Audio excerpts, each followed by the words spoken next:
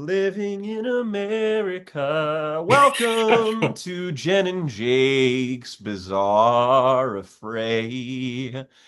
And now, before we get formally started, I would like to begin this incredibly fucking chaotic episode of the show. I want to begin this with a bit of an exercise. Jen, I want to know something. Okay. You are immediately granted dominion over all art in this scenario, okay? You get the prestigious honor to delete one thing from history. And now Hillbilly Elegy. Hillbilly I Elegy. knew you were gonna fucking I say you okay. fucking know the answer to I that knew you would question. say okay. I was aimed in that direction, but I want to know what you would delete on a personal level, Hillbilly Elegy, and what would you delete is your chaos answer. What would you delete in Ooh. order to have the most interesting long-term effect on the wider world? I don't know that it would be the most interesting long term, but in terms of like shit that I've lived through, it's easily Iron Man. Ooh, I Just like interesting you go say all the way that this back to last the week. root and pull that shit right out of the ground. Yeah, that's we may or may not have something planned for the near future involving the I didn't Marvel even think, Cinematic I wasn't even Universe. thinking about that. Maybe I was subliminally. I was gonna I've say been like I have watching a like three or four feeling of those movies this week, and I was just like, you know what? I think that's my answer. this is a failed experiment. No, I totally get you there. My like answer that would do the most good would be The Apprentice, much like Hillbilly Elegy. We're just out to destroy political figures, I guess. But I think my chaos answer, The God, movie's fine. The movie The Apprentice, that can stay, aside from the director being a fucking pervert. Oh, of course. That's of course. Why? Of course. Of fucking course. God damn it, Hollywood, you Allegedly. fucking Let me pull my allegedly, Fantano releged. Yeah, eagle the cap on. tiny Times New Roman font, allegedly. If I had to pick a chaos answer, part of me wants to say like, and I hate this because it does delete things that I do love, but part of me is like Harry Potter, you know? It Like would be for the betterment of the world if you That, did. right, it's just like, do I want the prominence of J.K. Rowling, or do I want Alfonso Cuarón's Prisoner of Azkaban? It's a tough one. It's a I don't tough think it one. is. I don't think it's that tough. No, it's not. It's not. I would unfortunately give that up, even though that is still unfortunately a five-star film. Look forward to us never ever talking about the new Harry Potter because fuck that shit, Fuck man. you, fuck that, and fuck you. Uh, So today, very special episode of this show. It's our fulfillment of the Double Jeopardy round of last time. We have come to the first conclusion, the first arc of this show, where Jen and I fought tooth and nail to see who would reach 25 points collectively first. I beat Jen by 1 point. It was a well fought battle, and I got to recommend a good thing and a bad thing. And I think for to set the precedent for future episodes, we should be able to decide when we get a double Jeopardy round whether or not we want to do a good thing and a bad thing, two bad things, two good things, whatever the fuck we want. I say we we Absolutely. we give ourselves carte blanche for maximum chaos, but I aimed for the balanced approach. And on the one hand, I said, for the good thing, we're going to continue talking about Fullmetal Alchemist Brotherhood. For the bad thing, we're going to talk about the Silent Hill movies. So let's get started, though, with God, man, music this year has slowly, like, it was good when we started. Now, as we sit here recording this, I am still already looking forward to recording our next episode where we will be talking about fucking Jid and Ethel Kane, two people we have been talking about reviewing in the future for the last few years, considering we're both such big fucking fans of these people. But first, we are going to be talking about two albums that, while they are doing well in the critical circuit and in online circuits, have kind of already been pushed aside by people outside their immediate fandom. So I am at least glad that we can shine a bit more of a spotlight on these things. I think we should go ahead and talk about one Mr. Tyler Childers first. Fuck yeah. So this new Tyler Childers album, Snipe Hunter. Tyler Childers has been on a great run, man. I Yeah, he One really, really night has. we came to see you guys 2 years ago when he was doing his New Year's Eve show Hmm. at Rupp Arena. Amazing time. I saw him at Bonnaroo like 4 months before that.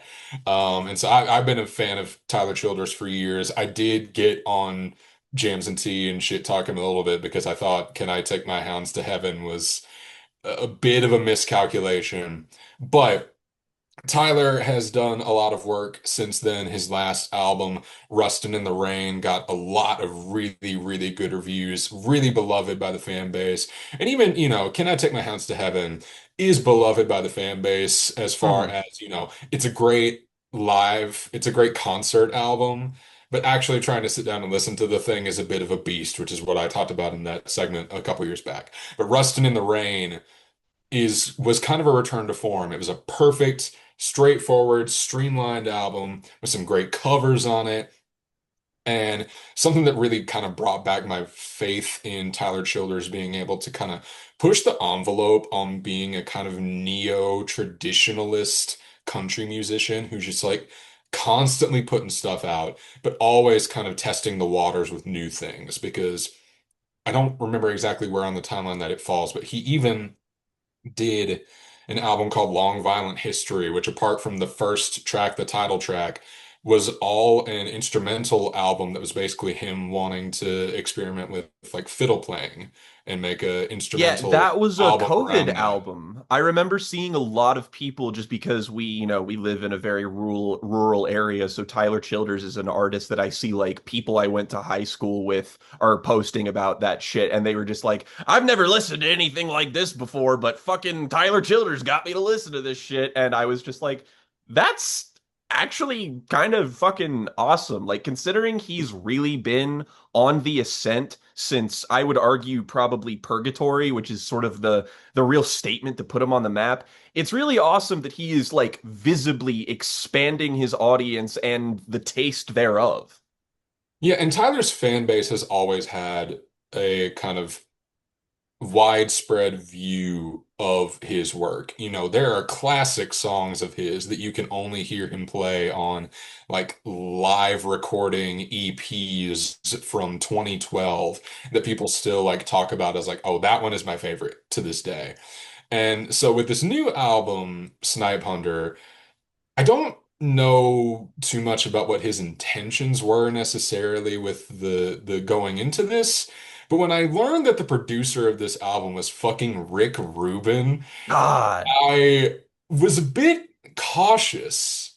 But then you turn the fucking thing on and the first song is Eatin' Big Time, and you're just immediately like, "Oh, this is the best that Tyler Childers has ever sounded." dog, this song rips. Like, I'm not saying that other people like I'm really glad we're covering an album like this just because again, we pride ourselves on trying to thrust, good modern country music into the spotlight. That's something we've been doing since day one when we were just like, hey, we got to talk about Reunions by Jason Isbell.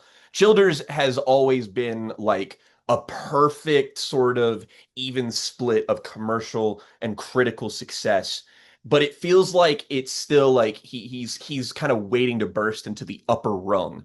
And I would argue that now his catalog is truly like worthy of it. And Snipe Hunter here, honestly, this is the most impressed with anything I think I've ever heard from him. Like Eatin' Big Time, the opening song on this has so much fucking muscle and power and grit. And it brings me to the first of many compliments I'm going to afford this man, and that is I love the way that this man swears. Oh my He's God.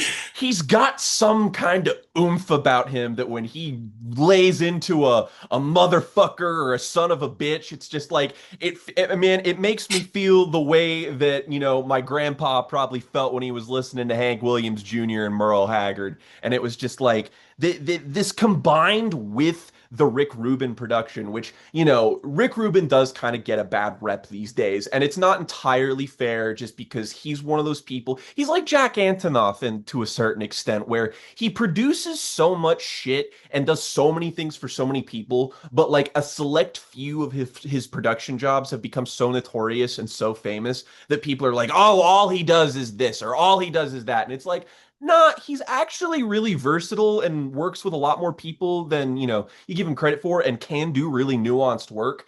But like this is a perfect balance of stuff where it feels like everything's got muscle, everything's got grit, but also this album has a real live performance feel to it. The vocal performances on here, it feels like you're in a bar listening to this dude. But the way the guitars sound, it's got this progressive country bent to it that is like vaguely psychedelic, and it sounds incredible. It sounds lush, it sounds deep, it sounds muscular, and Eaten Big Time is just such a raucous, ass-tearing fucking like it feels like a fucking, brag rap song. It feels like he's like talking him He, up as a he's character. flexing. He You is. He know, is. He's talking goddamn about right, his I'm watches flexing. and shit, man. It's funny. No, I love the timbre and the tenor that all these instruments have. When that organ comes in on Mm. this song, it sounds like nails on a chalkboard in perfect pitch. Like it's sharp. Ooh, that's It good. scratches against the speakers.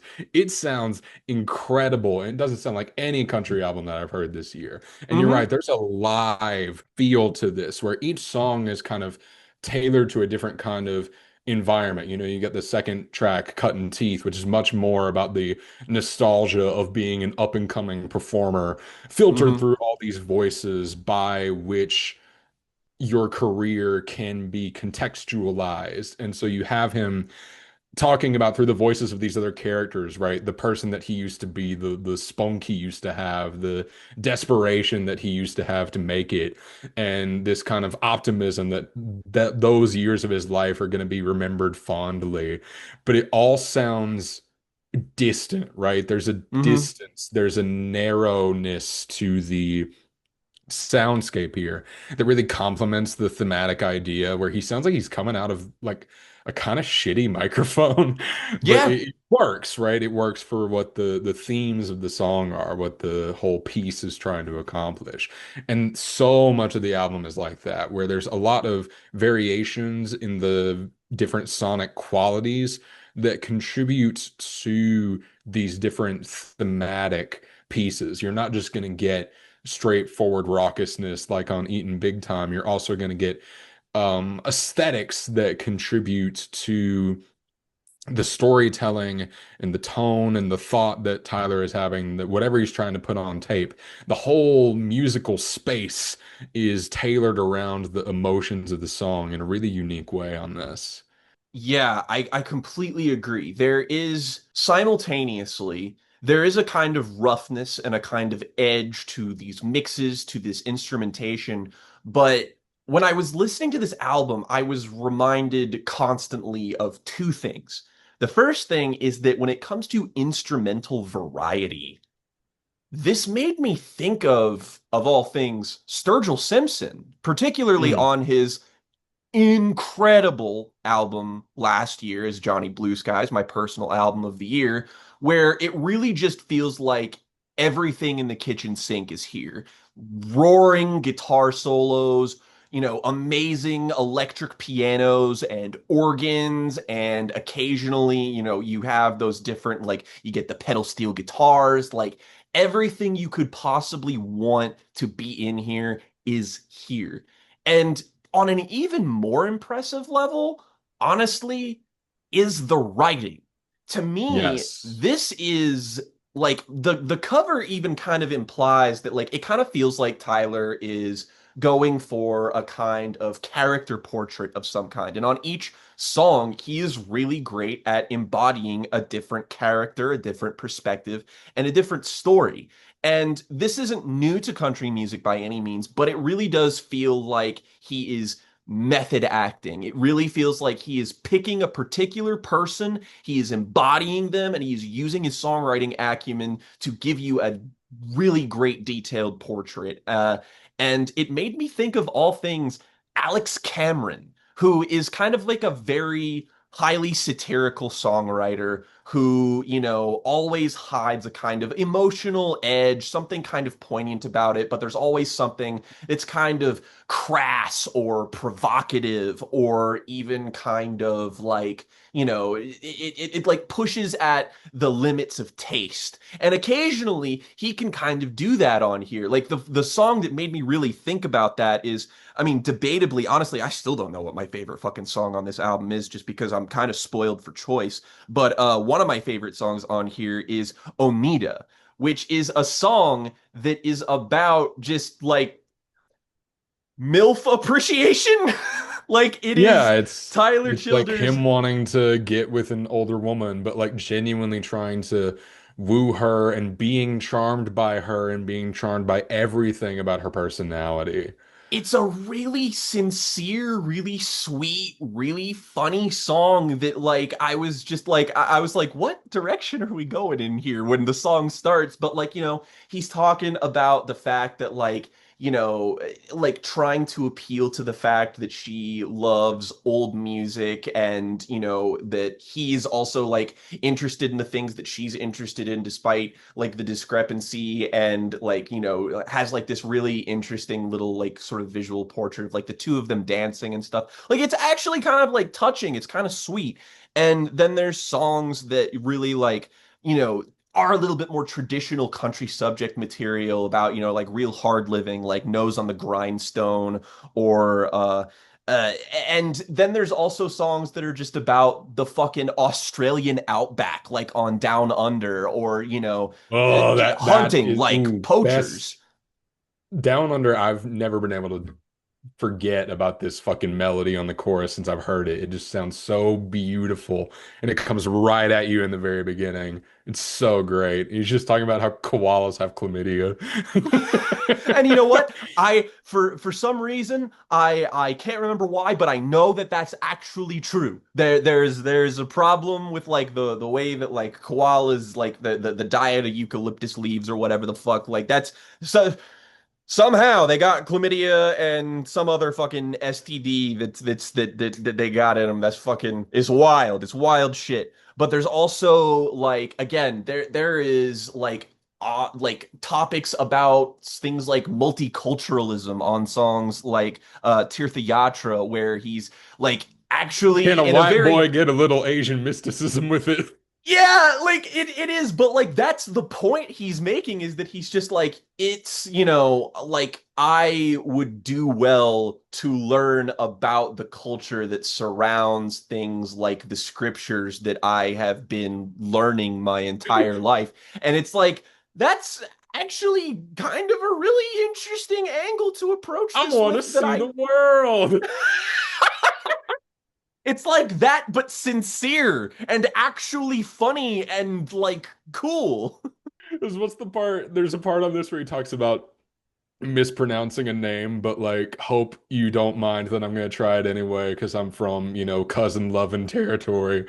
Uh, Yeah. That's that he has a self-awareness, but he never lets the self-awareness get in the way of whatever he's trying to sketch in front of you. And like, not to mention, this is a near hour-long album. It's 13 songs, and the pace of this thing is fucking relentless. Like the differentiation in levels of energy and tempo in this album make this incredibly fucking easy to listen to. Like this is an album that actually did remind me of the most recent Jason Isbell album. Well, not most recent because of Foxes in the Snow. Before that, we had Weather Vanes, where that was a very overt lean into character-driven storytelling and kind of an anthology style thing, and is a longer album, but also really, really knew how to pace itself. Just like this is a guy who has been making albums for a really long time now, and he's really fucking good at it. Like really, really good at it.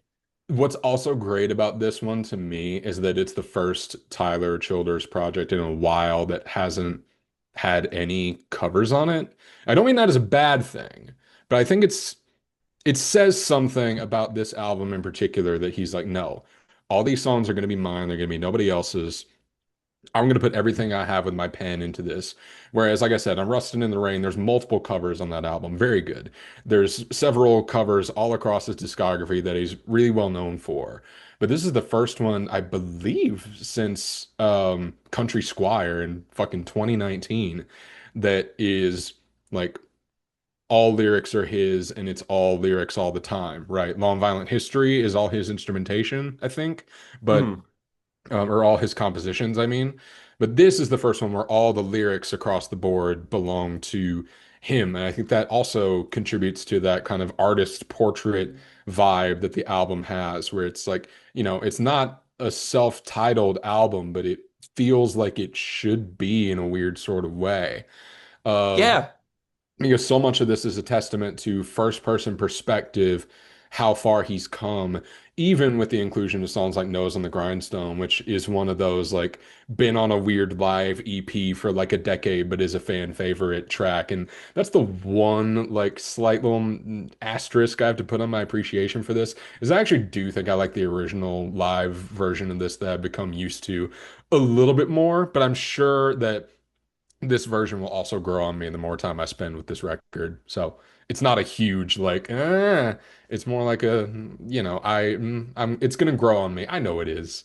It's just a little blot. Inevitable. I mean, that's just kind of, that's the way shit is. Like I try not to hold artists like to that just because it's so easy to like get attached to particular versions of songs. Like I know that was a really, really big topic when Big Thief were putting out some like live material a couple of years back and people were like, the studio doesn't really like, and at the end of the day, it's like it might affect the specific project like you're saying, but I am just kind of glad that we're getting multiple versions of songs like that in the first Yeah. place because I mean that invites a bit of critical introspection just sort of inherently. It gets you to think about like, well, what about these songs is different? Why do I like one version more than the other? What exactly is it that like it is something that invites engagement inherently without being like overt about it. So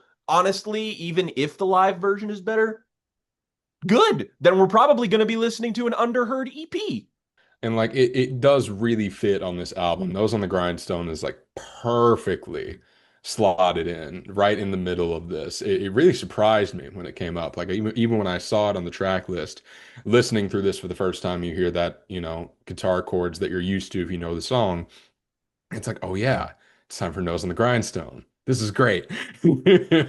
And before Nose on the Grindstone, you get one of the funniest songs on the album with Bitin' List, where the entire conceit of the song is if I ever get rabies, these people that I'm listing in the song are going to be the first people that I bite, which is just such a like, that is such a perfect country song idea. Like, he is keeping that spirit alive, but in a way that feels new and exciting. And frankly, like, there's kind of if I had to like pinpoint where I think this album's sound comes from. Like it's a bit more like refined, obviously, and modern and stuff, but like it feels like we finally have somebody taking from like Leonard Skinnerd, like something that's like really focusing on the rock aspect of country rock. And honestly, like we need more of that. I love that kind of shit. Like that was again, that was some of my favorite moments on that Jason Isbell album, or when we got those fucking roaring ass Sadler Vaden guitars. Like that's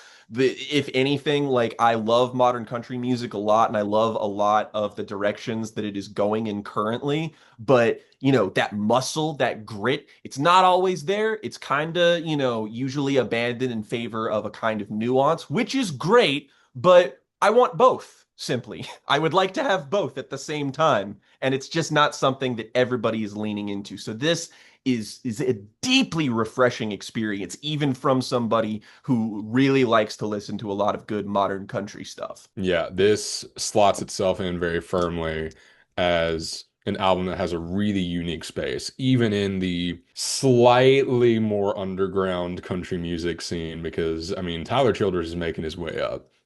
Thank I God. can't deny it anymore. I could have said that in maybe 2019, but I don't think I can say it now. Yeah, he is on the ascent, and we are definitely all the better for it. Like I'm very glad to see that he's doing well, that this is doing well critically. Like it assures me that of like again, there's a lot of problems with contemporary country music. Go check out our coverage of Miranda Lambert's album from 2014 if you want to hear more of our thoughts on that. But And our yeah, cover this of the new Morgan Wallen album, if you want to hear us be angry and about this. most certainly, we got both sides of the coin here, but this very firmly falls on the Miranda Lambert side of things. And I'm glad we got to talk about this like on the show, just because as good as that album was and as fruitful as that discussion was, it's still 10 years old. So at this point, I like the ability to, raise something up that's a little bit more modern. Like we've been very hip hop centric on our music reviews so far, just because, again, dominant commercial force. It's been pretty consistent. It's been pretty great. So it's nice that on this week where we took a slight break from hip hop and decided to go onto the complete opposite fucking side of the polarity, that we got something really, really fucking good. Like this is even something that, like, again, if you're a little bit wary about country music, if you're a little bit like, I'm kind of on and off, I'm not as big of a fan as you two, or say, this is one to like really try out. This is one that I would really recommend to anybody, as I would recommend any great rock album. Like if you've been getting a lot out of the a really big up and coming rock band Geese, I think that this like slots right next to stuff like that. Hell yeah. If you like the Geese album, if you like the last Rap Boys album, Yeah, there's yeah, a yeah, yeah. lot here that you're gonna love And we because do love the last Rat Boys album the in this Southern rock podcast. influences on the last Rat Boys album, especially that first track, like Hmm. this is what you're gonna get on here. So if you're into that, if you're into Geese, check this out. Even if you're not like a big, rootsy country person, there's definitely something for you here. Big, big, Boom. big thumbs up. This We've is had this is so certainly much up good there. music, Jake. I know we get to like pick and choose what we're going to review, but it seems like everything we bring to our intro segments, we're just like over the moon for. I love I, this hit rate that we've been having. I know, and there's still shit from this year that I still need to listen to. Like I'm still got like apparently like I have been wanting Miley Cyrus to make a truly great album, and it seems like she did this year, and I'm really anxious to finally get to that. Like this year we haven't had a bad year this decade so far for music, and I mean I'd like to think I know what I'm talking about a little bit, considering we have been covering it since the beginning. But frankly, like this is going up there with 2021 and 2022 as being like every week it feels like there is a new album of the year contender. Speaking of good albums, IMO, Yes. we are going to talk about the new album from QUADECA, Vanisher Horizon Scraper. Now, QUADECA is an artist who mainly, like, a lot of his pull right now is coming from very online circles, the typical rimcore stuff that we talk about a lot, but very specifically, it comes from the fact that QUADECA is a guy who started off as a YouTuber. In fact, he started off as like a sports, like soccer guy, like commentator. He just kind And of did everything. Like he was doing comedy, he was doing sports stuff, he was doing gaming stuff. Very he interesting person. very like multi-talented dude. And I remember when he kind of put out his like first proper kind of album that, I mean, like I'm pretty sure it got covered like a couple places. Like I'm pretty sure Pitchfork, Fantano, like a lot of people were covering it. And I listened to it and I was like, you know I don't really think this album is like incredible or anything, but like I don't have to make any concessions when I evaluate it. Like, oh, this is pretty solid for a YouTuber. I'm like, nah, this is a, good middle of the road kind of interesting hip hop album. And like when you hear white boy streamer makes rap album, Yeah, white boy YouTuber hip hop album. you're instantly like, I don't know about that. But immediately after this, QUADECA takes a really interesting turn with the album I Didn't Mean to Haunt You, which is a very strange, very conceptually driven record that has a narrative to it, a concept, a conceit that is the furthest thing from a normal hip hop record that you'll hear. This takes so much from like again, it feels like QUADECA is a rapper, but the music he constructs around him doesn't really feel like hip hop. And I don't say that to denigrate him. In fact, I think that's one of the most interesting things about him is the fact that his music is so singular.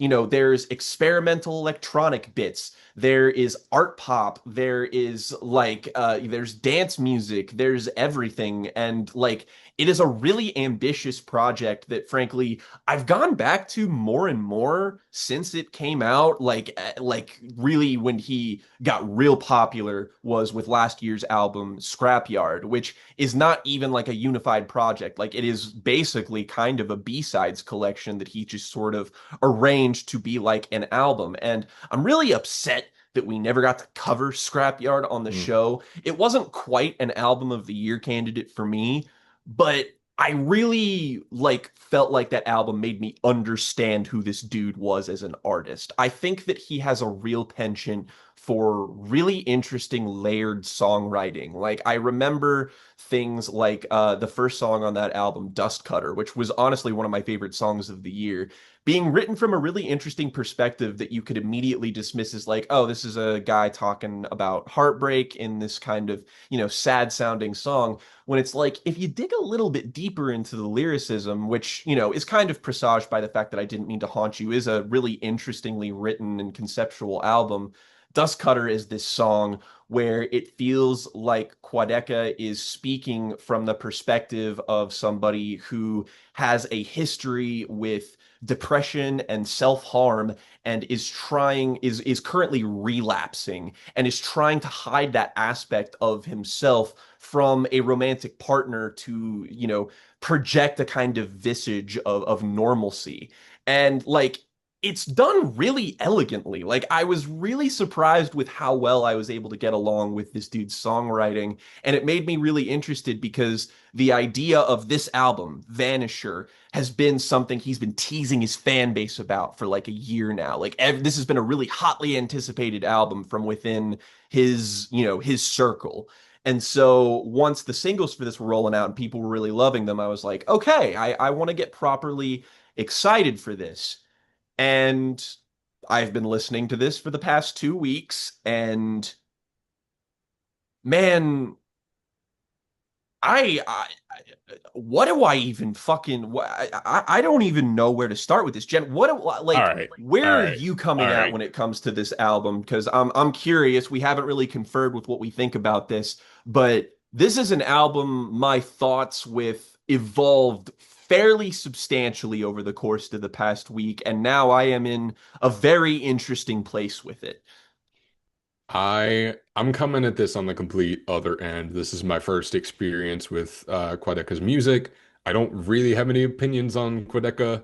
I don't give a shit about the YouTuber stigma because I don't give a shit about that as it applies to anybody. You can see me on tape, I think, defending the Philippines at one point. Uh, And I'm right there with you. People who are just like, oh, the filmmakers that started as YouTubers aren't real are stupid and bad, and you should shut up and feel bad for making that argument. Because, frankly, if you want to go down that route, you're going to be a classist shithead. So shut the fuck up about it. Good and art so comes from anywhere, stupid ass. only getting into the only expectation that I had set for myself was looking at the genre tags and rate your music, and the first one was art pop. And so it's like, okay. but I thought this guy does hip hop. I thought he did this like weird experimental hip hop thing. And so I put on the first track, No Questions Asked. And I mean, yeah, this is definitely an art pop album.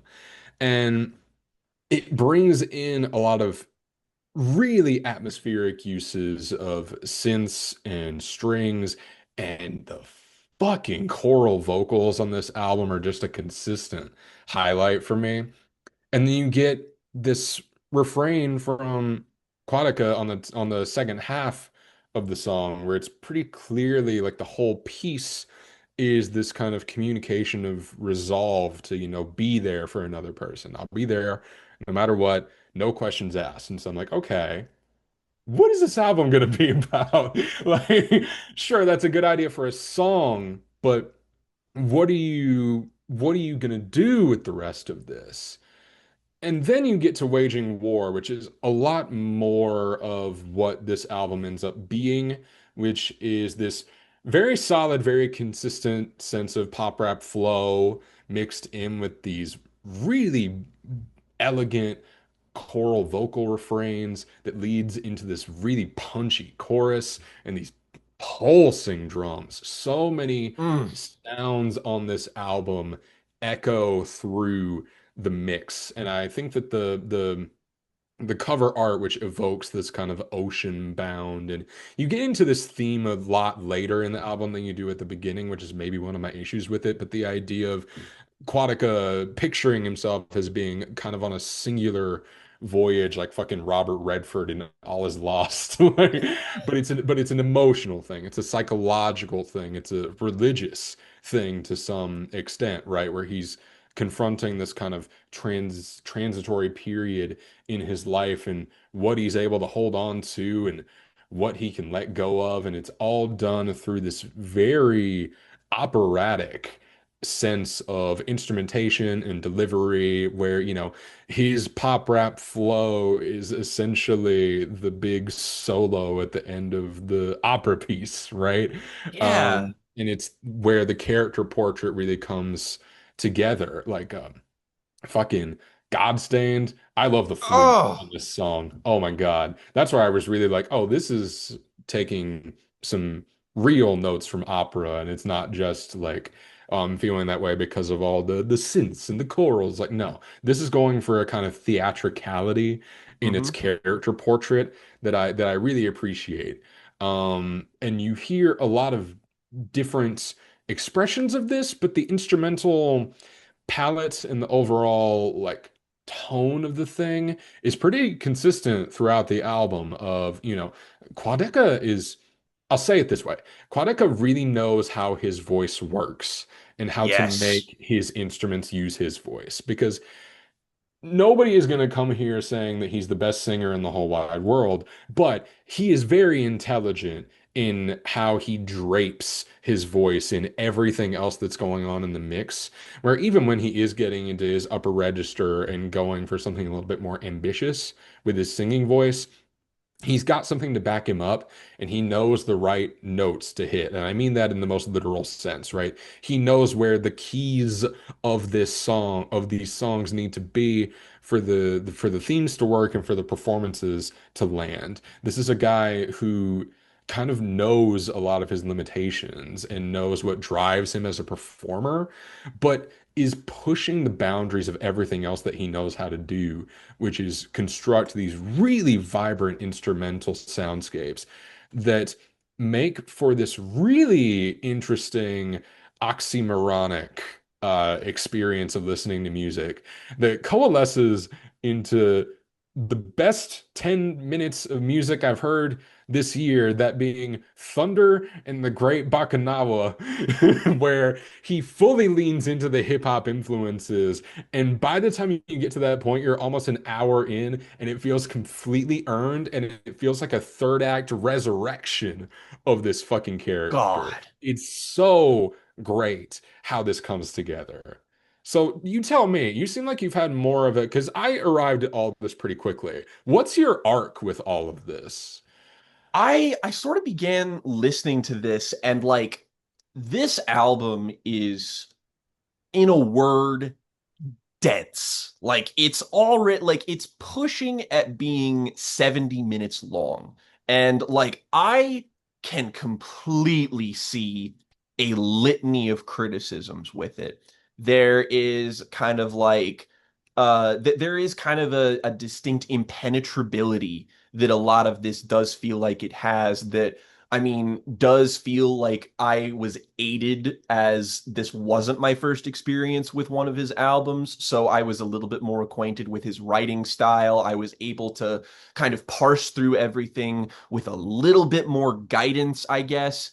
And as I started, like, I listened to this album, it became more and more difficult for me, like, within the first week of listening to it, to like get further and further in just because like I kept like running songs back of just being like I gotta listen to this part again because this album is so it feels like it is completely at the behest of QUADECA's whims, which, you know, can make something feel structurally unsound. But like these songs feel so elegantly structured, elegantly guided, very confident. Like the way you put it is perfect, is that this is a guy who knows his limitations. It is a guy who gets better and better at knowing how to use the admittedly limited toolkit that he has, but uses that to not grow one of my favorite critical terms, not to grow vertically, but to grow horizontally, which makes this a Ooh. fascinating experience that like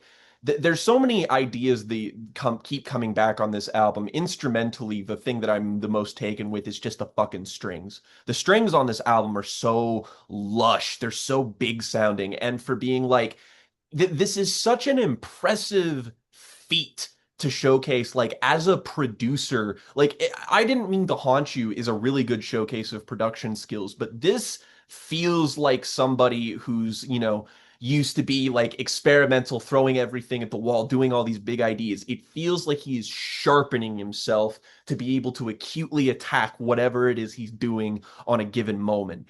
And I was like, I was searching for a basis for comparison. I was like, I kept listening to this and I'm like, what do I compare this to?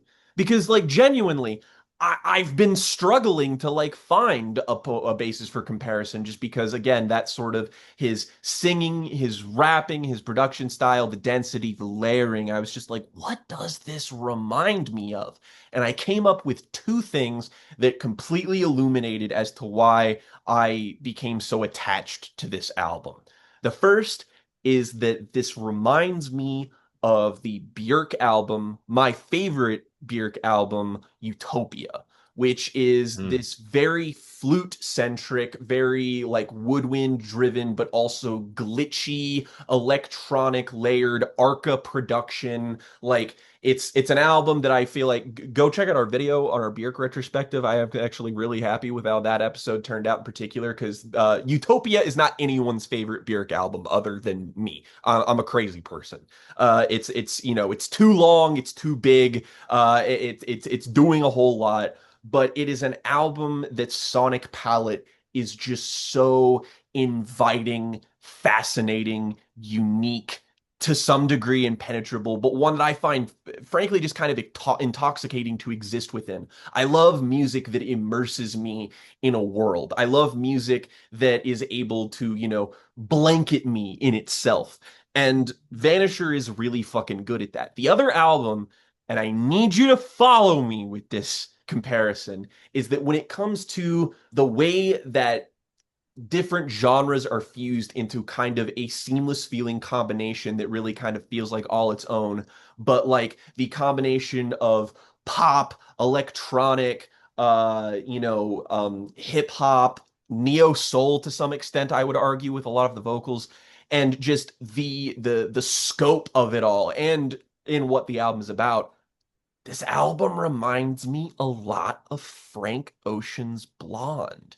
It Ooh. reminds me of that in the sense that like it's an album that's unpredictable, but also it feels so consistent within its own text. There's nothing that it does that feels like it's sucker punching you, even though when you compare it to the rest of music, it's certainly a bit out there.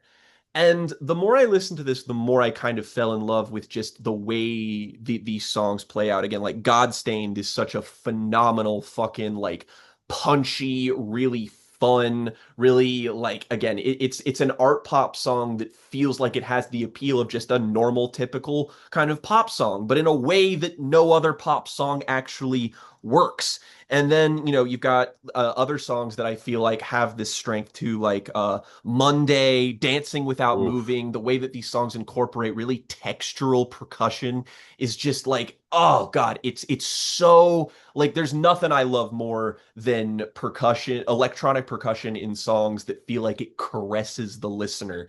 And boy, Love howdy, does this album do that. love the auto tune on Dancing Without Moving. That's another Mm. compliment I want to give to like the decisions that he makes with his voice. That segue into the acoustic guitar and the more straightforward presentation vocally on the start of That's Why. Oh my Hmm. God. It's it's an album that feels like every single bit of it has been tinkered with. And I can totally see how that could come off as like this being overproduced. Like if you like that is a criticism that I would be like, yeah, I can totally absolutely see that. But again, it adds to that immersion. When I saw that songs like you mentioned Thunder were like one of the lowest rated points on the album, dude, this is a point that the album feels like it builds to. And again, that satisfyingly rhythmic element to it. Oh, I couldn't get enough of it. And the way that it feeds into Great Bakunawa with the Danny Brown feature, which again, God, Danny Brown's feature game is fucking unbeatable. And he's Ooh, he's fucking playing, good on he this. is the great Bakunawa. He is. He's the beast, He motherfucker. voices It's the fucking ancient water serpent that's gonna come and kill him. It's so it's great. it's so eccentric and fun and cool. And then like I was really feeling this album because like once I got along with some of the lyrics and I started listening with my really nice pair of headphones, I bought myself a little MP3 player so that I can put all of my music on it without having to worry about the loss of quality that streaming and Bluetooth presents because apparently I'm becoming an audiophile the older that I get. I do in fact possess headphones that have copper wiring on them because I'm a crazy person. But the more and more I listened to this, the more I was just like, I was really getting along with not just how this is paced and how it feels like a genuine bona fide journey of a record, is that from a writing standpoint, this is an album about reckoning with getting older and also kind of being in communication with your younger self. And like coming to specific conclusions about your younger self in retrospect with the knowledge that you have as an adult and being like, simultaneously understanding where you were, where you came from, giving advice to your younger self. It's a deeply relatable set of thematic ideas that I mean, fuck it, man. I'm 27. A lot of this shit be on my mind. And I think that he goes about it in a way that the music feeds into it in a beautiful little nexus of communication. And then last night, man, I don't know if you paid attention or if even like oh, I work over in Fayette County. Did you have a storm last night by chance? Oh yeah. So I I'm a security guard and I'm a lot of the times where I'm listening to music, I'm putting it on in full blast in the truck at work and I'm driving around a very rural, very open, spacious area, lots of big hills. You have a perfect view of the skyline of the horizon. And last night there was a storm happening, but there was no rain. And it was just dark, distant thunder rumbling, lightning in the sky constantly, like heat lightning literally constantly for hours. And I turned this album on and this shit felt religious. Like I don't know how to describe it other than I had a fucking moment with this album and it felt like it felt like I was isolated in a fucking chamber listening to this shit for the first time. And I was able to parse through it and feel it. And with the atmosphere, with the visuals presented to me, it's an experience I'm just never gonna fucking forget. Let me tell you about that. It was ephemeral, it was weird. I can't entirely pin down just why it affected me so deeply, but I was like, shit, I think I just really fucking love this. Every song to me just like I loved the creativity of it at first, but now I love the intent of it. I love the feel of it. I love the journey of it, and I love the effect that it has on me. And now I'm listening to this constantly, and it just feels like a sonic wonderland. I'm really having trouble drawing up a comparison for it in its totality and generally a criticism of it. Like I have fully been won over by this thing in a way that I did not anticipate, but I am very, very happy happened all the same. That's fucking amazing. Oh my God. I no, I'm not gonna lie either. This has been really growing on me. I was listening to this today, getting ready for this, and the songs like Monday really stick with me. Because what's that line from Open Mike Eagle that you always talk about? It's October and I'm tired. Yep, it's I October and get I'm that. I tired. got that out of it's the part of year where I start getting older. Oh God, yeah, yeah, yeah, yeah, yeah. That's one of the moments, all right. Yeah. Absolutely. Woof. But no, so much of this album is I listen to this and more I'm in tune with its sensibilities. And the more I spend time with it, the more every single decision going into this makes so much sense, right? Everything fits as an exploration of this kind of feeling of vanishing youth and ending on a fucking epic poem called Casper about a dude who's about to die with a smile on his face and in literalizing the kind of lone voyager along the sea thing um is just a great note to go out on. I love the appearance of Maruja.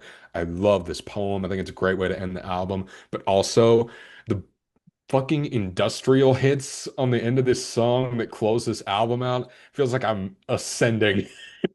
It's Oh my like God. seeing God. I It mean, just it honestly. there's I think I just heard more thunder outside my apartment. It'd be looking a little cloudy over here. We summoned him. The quadster is coming. Oh no. But yeah, I think that if nothing else, this is the most unique album I've heard this year, and I'm thrilled that the most unique album I've heard this year isn't something that I can only appreciate for its uniqueness. Again, it is immersive, it is atmospheric, it is all the things that I look for and love about music. Like, I won't lie, like it's this and McKinley right now Hmm.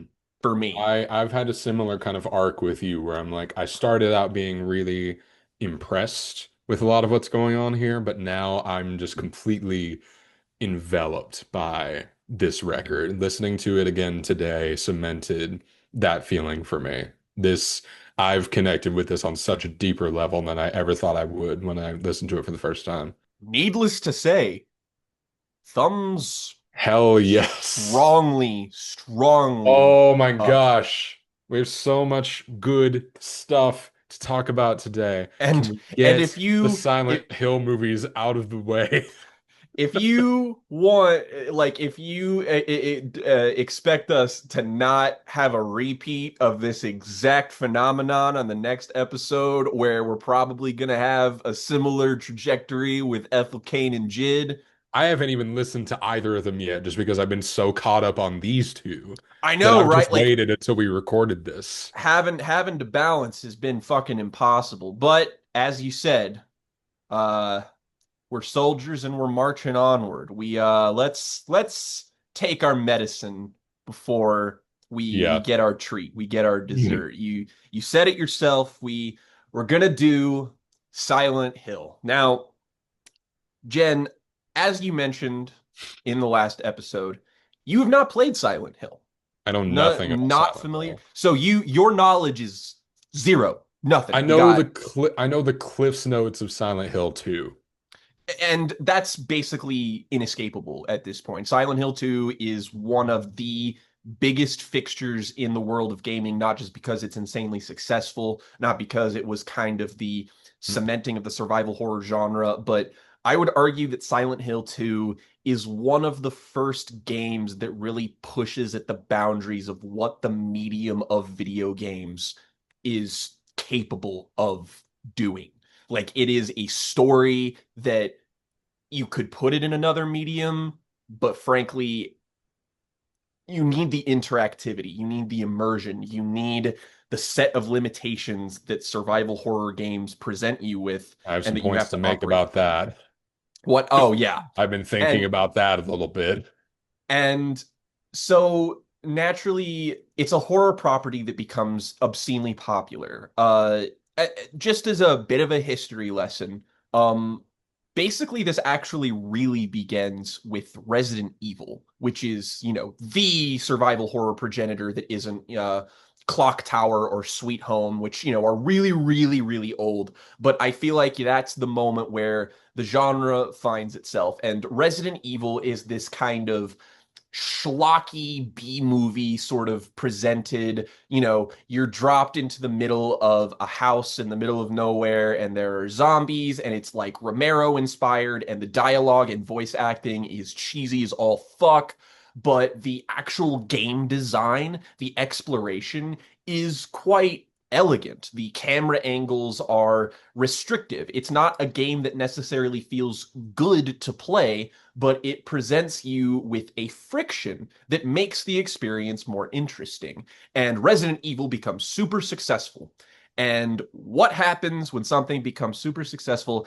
We got to have imitators. So a B team at Konami at the time, of a bunch of different people who were all taken off different projects at the time, were all put together and they formed Team Silent. And their instruction was make a Resident Evil clone, basically, make a blockbuster horror game. And instead of doing that, they took their mutual appreciation for lots of different elements of Western horror culture that namely came from things like David Lynch's Twin Peaks, Fire Walk with Me as well, and things like Jacob's Ladder, the horror film, lots of different influences that create the original Silent Hill.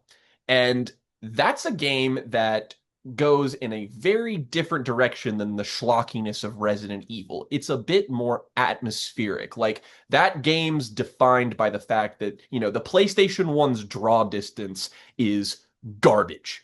And so what do you do to work around that?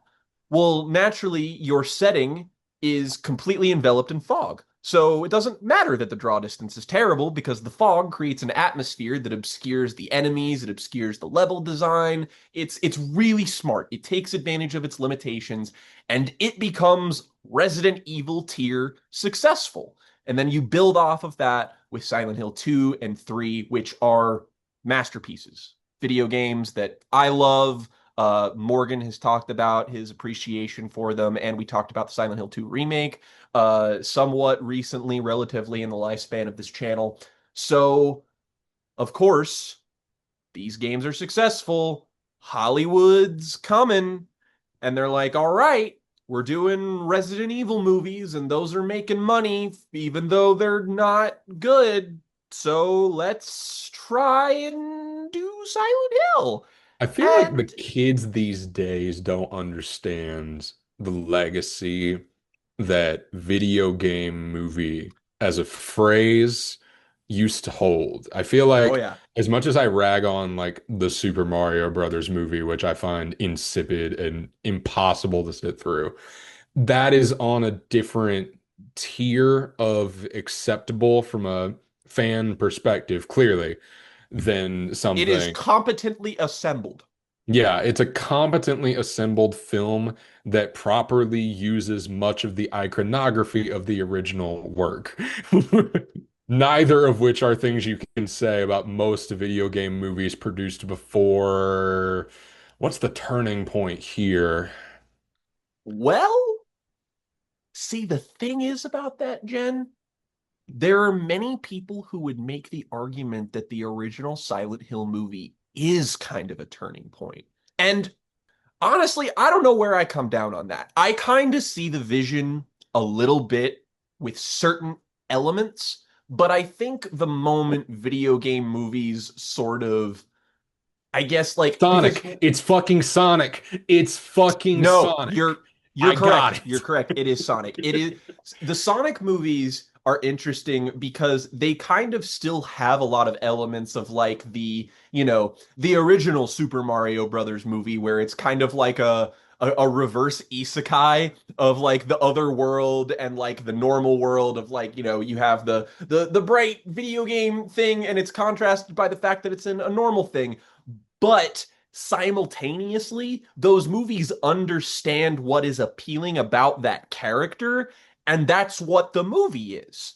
And so it puts them to the forefront. It casts people who people wanted to see as these characters, and those movies are really fucking successful because of it, because on some level, they understand the source material, even if they're not a perfect reflection of it.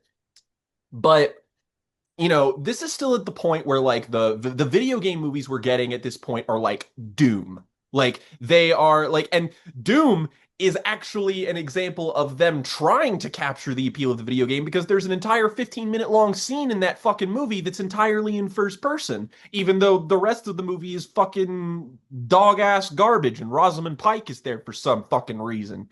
But there's not really an attempt to meld the mediums. It is just like we are transplanting the story and surface level elements onto some fucking thing. And with Silent Hill, it's also kind of following in the stead of Resident Evil, echoes of the past and what have you. But like Resident Evil, that first movie, I would argue does have kind of a cheeky B-movie sensibility to it that does make you go like, "Oh, okay, I can kind of see what they were going for here. I don't really It's a like it, but serviceable joint. I've seen that I first Resident Evil movie. It's a serviceable joint. the fucking grid lasers, like it's got memorable shit. Like There's good stuff there. I'm not totally adverse to it. I'm a little bit more averse to what it became. But Silent Hill following in that is like you take a look at least the people who are making this movie at the time. And it's an assembly of people who, if they didn't already have a kind of notable accomplishment behind them, they would in the future. I think one of the most notable things about the first Silent Hill movie is the fact that the cinematographer would go on to be the cinematographer of the John Wick films, which I don't know like what anybody feels about those specific films, but you cannot fucking deny that the camera work is pretty fucking god tier. So we have an assembly of people of like an interesting director, an interesting person attached to the screenplay, some actors that are notable. Fucking Sean Bean is in this, and is this post Lord of the Rings? Yeah, yeah. Yeah. This is after Lord of the Rings, so it's like there is a bit of prestige that is actually going into this. So, Jen, as somebody who just, again, you are a relative Silent Hill baby, what was watching this movie like for you? I'm the fetus in the sink in PT, and I'm here to tell you what I think Full about. circle, Hideo Kojima, So, bitch! I'm here to talk about. I guess that's my experience with Silent Hill is PT more than anything else. If you Which want to would think have about. become Silent Hills if not for the fact that Konami is a bunch of idiot shitheads who don't know how to do their own business. So the thing about the first Silent Hill movie is that it is kind of okay. Like Yeah, I agree. I have details that I want to work out. I have problems that apply to both of these movies. For sure. Absolutely. But there are so many things about this one that I'm just like, yeah, this is fine. The opening with the bottomless pit with all this like industrial construction going on in this like hell world. I'm like, okay, this has an aesthetic, right? It has an aesthetic. I don't know how much of the game it's capturing at this point because we're not even in Silent Hill yet. but there's clearly something there that's been thought out. I think the direction of the opening scene with the vision is pretty good. I think the pitch of the whole like our daughter is freaking out. She's got some problems. We need to figure out what's wrong with her. Like that's a good hook for a horror movie any day. You know, Yeah, the creepy kid movie. It's like The Boy or whatever. tried and Um, true. and there is once we actually get to Silent Hill and you see the character Rose, Rose Yes. running around like all the empty streets with the fog everywhere. Like there's something to it. There really is like they are capturing something about what this game looks like and how it moves, right, in its large chunks when you first start the game. But there are things that become introduced very quickly that I'm like, oh, you don't really know how to pace this. Like, okay, so the premise of this for anybody and like me who's a complete Silent Hill baby is Rose and her daughter Sharon. Sharon is receiving visions of this place called Silent Hill that she's being tormented by, and she's sleepwalking. And so Rose, her mom, is like, I'm gonna see if I can figure out where this Silent Hill is and if I can figure out what's going on here. So she takes her to Silent Hill, and then she sees a woman walking in the road. She gets in a car accident. She passes out. She wakes up in the front seat of the car and Sharon is gone. That is where the Rose all by herself arc of the movie starts, where she's trying to find her kid. And so she's walking around the empty buildings, just like kind of looking at things and wandering around and like, okay, this is where I can see this working, right? Fill in the atmosphere, bask in the gloom that this location provides because she's already been warned by people in like the neighboring town, like, don't go to Silent Hill. Nobody lives there. It's a wreck because of this environmental disaster that happened, which is a thing they made up that isn't in the games, correct? Yeah, that kind of stuff is a bit ambiguous just because the location of Silent Hill is never really made super explicit and they kind of keep the details purposefully vague. But yeah, I'm pretty sure that is a movie only original. But they pretty quickly ruin the rhythm of this whole Rose walking around bit when she starts like chasing this shape that she thinks is her daughter that leads her to this factory that turns into this other world when like things start just kind of changing around her. It looks like the if I have a visual comparison, it's like the one big sweeping arc shot in Malignant where all the walls are like fading out. It kind of looks Yeah, like yeah. that. Um, and then she sees this little creature. It's a little baby that crawls out of a pile of coal fire that's Hmm. chasing her. And I'm like, okay, the atmosphere is still there because of how this scene is paced, right? Rose doesn't understand what's happening. She is not sure what to do. She doesn't know what this thing is. She doesn't have any way to defend herself. But then there's like 30 fire babies all chasing her and like piling on top of her. And that's where, and I'm going to say this a couple times, this movie goes a little bit too far for its own conceit. Like, Hmm. one, we don't really have a scale of what the danger actually is. No. And two, we don't really know how anyone is expected to escape any of this. And so, why do you need 30 fire babies when you could make a sufficiently scary scene out of just one? It's why the first zombie encounter in the first Resident Evil game works so well. Because Yes. one thing, and you have to deal with it before you have a chance to gauge what's going on. And that's where the gap of like player experience and movie watcher experience really hurts this first movie is that there's so much stuff that just goes on for so there's so many action scenes that meander because they're adapting what I assume are originally segments of very involved gameplay. More or less, yes. These characters kind of writhe around or scream or wander and not really be sure what to do about any of it. And it just all kind of goes on for too long. The worst thing about this movie is that it's 2 hours long. Oh God, yeah. Yeah, yeah, yeah, yeah. And a lot of No. issues with its length come from the fact that I think these scare scenes could be a little bit faster and the more like the character investigating what could be happening here could be going on a lot longer. But you do get moments of intrigue. Apart from the costume design, I think the character of Dahlia is actually rendered pretty efficiently for what the screenplay is calling for. Yeah. The costume is garish compared to the rest of the aesthetic of the movie, but they do well enough with that character where she's the first sign of like, you need to leave here. It feels very Wicker Man. Yeah. When like this is the only warning you're gonna get before things go too far. And then uh, similarly, you have the arrival of the character of Sybil Shepherd, who's a police officer, and I think the Sybil Bennett, Sybil Bennett. Who's Sybil Shepherd? Why did I say that? actress, I believe. Yeah, yeah, you're right. Sybil Shepherd. Sybil Shepherd's here. Sybil Bennett, excuse me, It's all good. arrives. And I don't know, something about the haircut feels a little too close to the video game to me. Yeah, there is.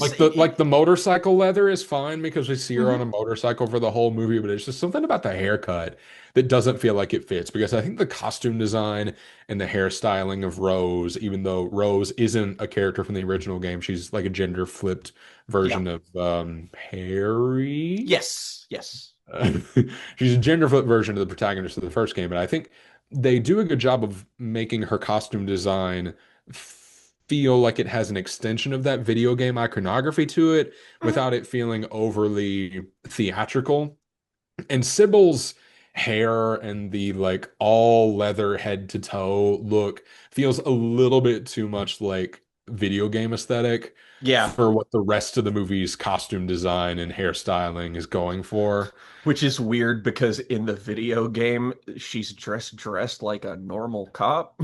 So it's just a movie only thing that makes it clash more. And it's like, all Well, right. like I said, it's fine that you are wearing leather because you're driving a motorcycle all the time, but so like logistically it's fine, but it just doesn't look right. There's just No. something about it that Hmm. doesn't look right to me. Um, Speaking of things that don't look right to me and things that remind me of the first Resident Evil game, oh my God. So the first time that Sybil encounters one of these otherworldly beings, it is like watching somebody who doesn't know the controls in a video game fight a monster for the first time. Like, oh, She's like, okay. what do I do? What do I do? I feel She's like like I'm about to trying see to a talk button down. prompt on the scene.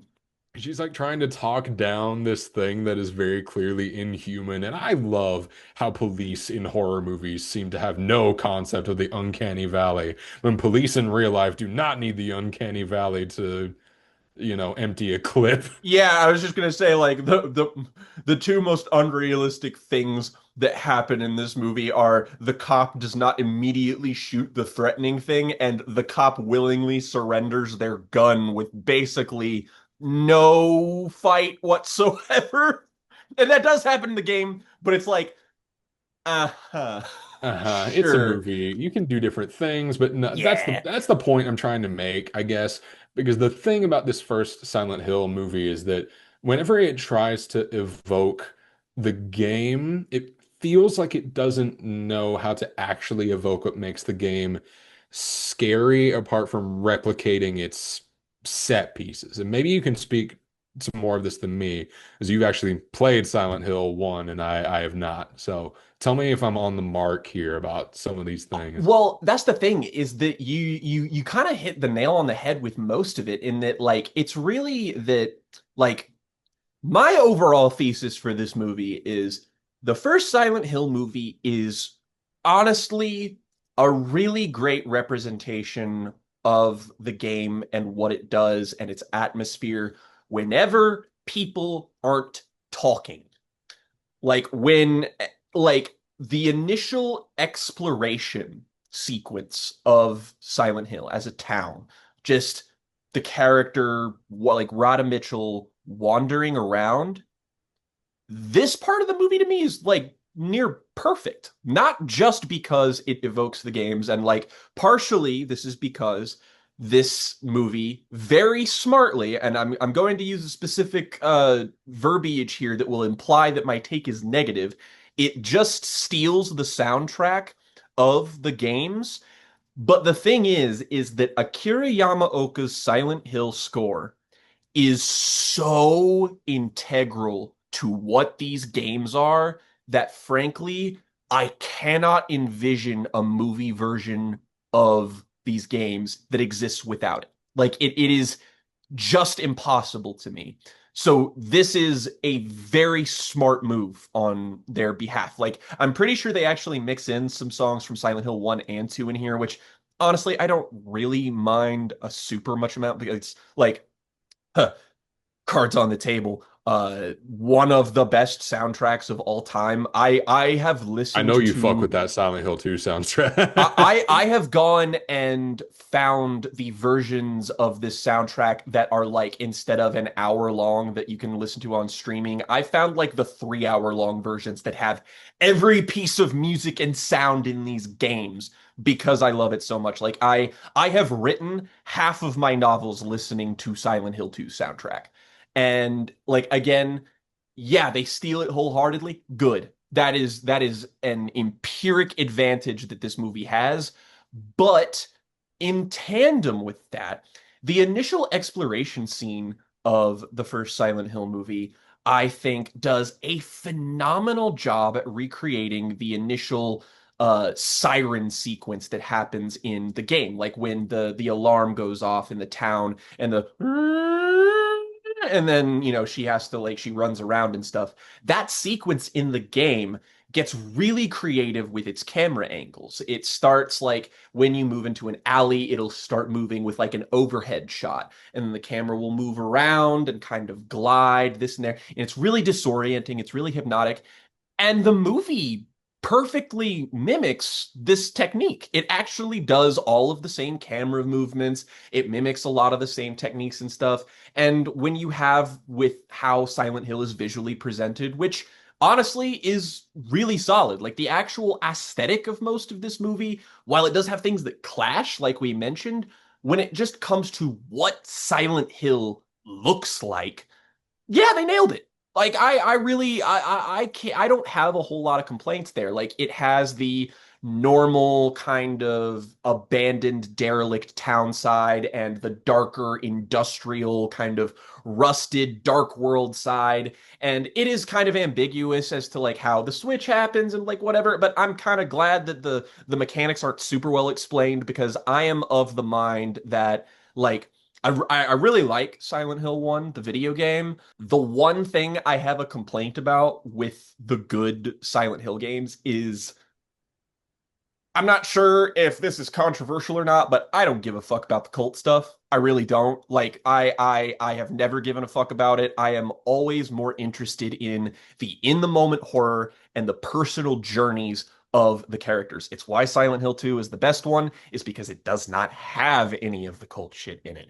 And it's just it reduces the horror to something that's so much easier to understand. Like Silent Hill is a game, it's not about like, oh, these religious zealots, went and did a Salem witch trial on this girl, and it's bad, and people are scary. The horror of Silent Hill is wandering around an empty building that is completely like abandoned, walking into a bathroom and hearing a woman crying in one of the stalls. And you walk up to the stall and you open the door and it's empty, and the game never explains it. Or when you're talking to the nurse character and when she's speaking to you and suddenly you get a little CG cutscene and she starts bleeding from her forehead and it envelops her face and she starts moving really oddly and just looks like she's about to collapse into a pile of limbs. It's things that just they are such memorable moments, and that's what I think that these games thrive on, is just those singular moments that you'll just never forget. And at the start of Silent Hill, it does a good job at mimicking a couple of these moments and a couple of the techniques that the game used to make itself more unique and more interesting.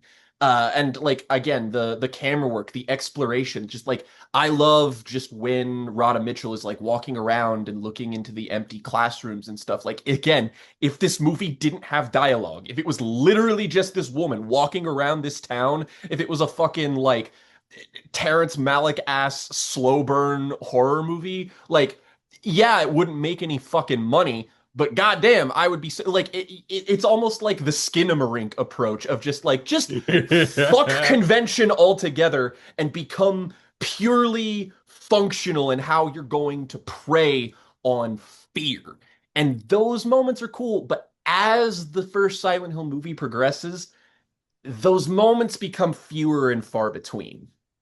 Yeah, the more the plotting of this movie becomes introduced, the more I feel readily able to like critique it as somebody that doesn't know anything about this story, but the more I'm also like, I guarantee that I'm getting to the part of the movie that Jake doesn't like the second that whenever Christabella's on screen, I'm just like, oh, this is the part of the movie that Jake doesn't like.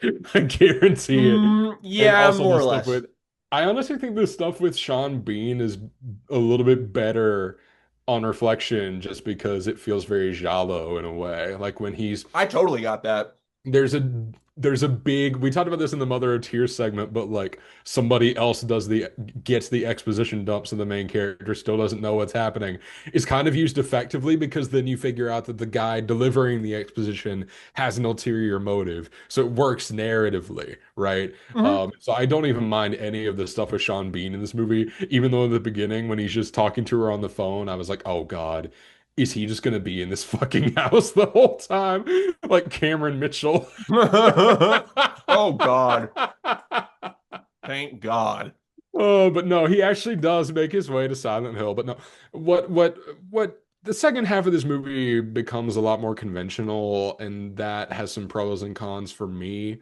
One being I'm not willing, I'm more readily able to kind of engage with it and critique it directly on what it's doing strictly as a movie, Yeah. which pros and cons to that, absolutely. But the other thing is that like I know just from osmosis what Silent Hill is supposed to feel like. And Hmm. I know we get to a certain point where we just kind of abandon that. And It's it's probably when the Red Pyramid shows up. that is man, it's like you read my fucking mind. This is a sticking point for lots of fans of the games, and like it's one of those things that I feel like could come across as a very like, nerdy, I'm overly invested, and this critique is really only matters to me kind of thing, but is kind of endemic of the main problem with this is that like Pyramid Head, the monster synonymous with the Silent Hill franchise, mainly because of these movies, is not in Silent Hill. And you're thinking, what? Pyramid Head is from Silent Hill 2. And one of the things that is very characteristic of Silent Hill is that all of the monsters are always reflections of something that has to do with our main character. Like the entire sort of like theme, the undercurrent of the first Silent Hill game is parental responsibility. And just like, it does have some of the religious things with like the lore of Silent Hill, but in like a more emotional context, it's about, you know, what you're willing to do for your child. And sometimes the monsters will kind of reflect certain parental anxieties or certain key aspects of characters and stuff. This is really exemplified in Silent Hill Shattered Memories, which is a remake of the first game and a kind of reimagining of the events of the game's plot in a way that feels a little bit more in keeping with Silent Hill 2. And then going forward, that becomes like really, really like that's what Silent Hill 2 and 3 are about, is that everything you see in some way is a reflection of what the game is about. And Pyramid Head is a monster that is very specifically tied to James Sunderland of Silent Hill 2. I will not say how or why, for anybody who doesn't know, because I do not want to ruin one of the best things about one of the best experiences one can have with the medium of video games. But It is literally just for the sake of iconography that Pyramid Head is here at all, and is just kind of serves to be an unstoppable force element that's just kind of like, oh, he's here, and oh no, I kind of recognize He's it. a big guy with a big sword, and He's he's a gonna get you. oh Yes, no, like oh no, the tiny little little cold fucking coal coal babies. babies, I guess that I sounds like a don't know. racial slur. I don't want to say that again. I'm But like, sorry. no, I mean, I don't think it. I'm I don't think apologizing it to the is. viewers, not I'm you. I'm I'm gonna apologize in advance too. But like, it there is a disconnect with the more textural horror that the games do not have. And once the movie becomes more conventional, it becomes easier to judge, like you say, easier to gauge. And there are parts of it where the horror is like interesting. The creature design actually, like, pretty much, it holds up. Some of the translations from the games are cool, and like some of them still look pretty good.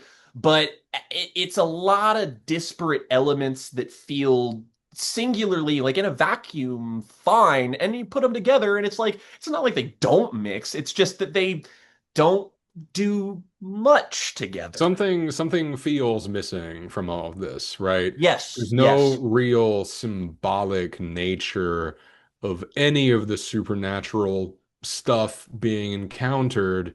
It's just, oh, these are all manifestations of the one bad thing, right? Which is a Everything that's cult. going on doesn't actually matter. It's just that you have to learn that it's a product of the one bad thing that happens, which is this girl gets accused of being a witch because she was born out of wedlock by these insane religious people, and she gets killed, but she splits her soul apart, and so she has a dark half that she then makes a deal with to come back as a immortal being.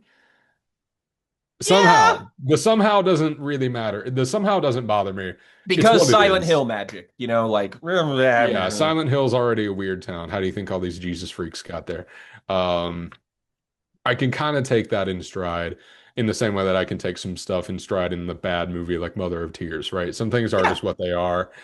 it's just Um, like, does it make sense? No. Does it need to? Not really. yeah, I don't need a logical explanation for everything. This isn't like In hard science fiction or anything. One could argue that a lack of a concrete explanation is kind of why some of these things work in things like the games, because, ambiguity is the key to a lot of great horror. When you don't give something a concrete explanation, it allows the mind to wander. It allows you to use your own imagination and be like, oh, what could this be? It creates intrigue, but also allows a kind of like, it's inherently kind of interactive. Like, horror is a very involving genre because it asks the viewer what they expect from something, and it's about whether or not you deliver that expectation or you subvert that expectation.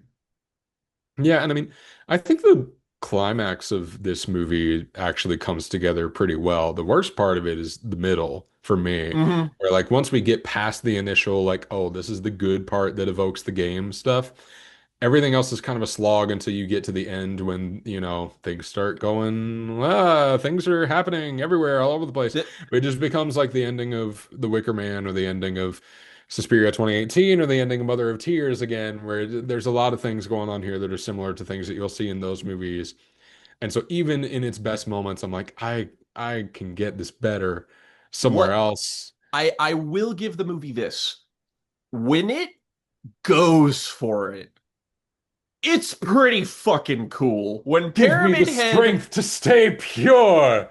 When Pyramid Head just wholly rips a woman's skin off of her body in one big grasp, that rocks. When the main villain is, I mean, Evil Dead originaled with barbed wire into every orifice of her body and then explodes in a volley of organs.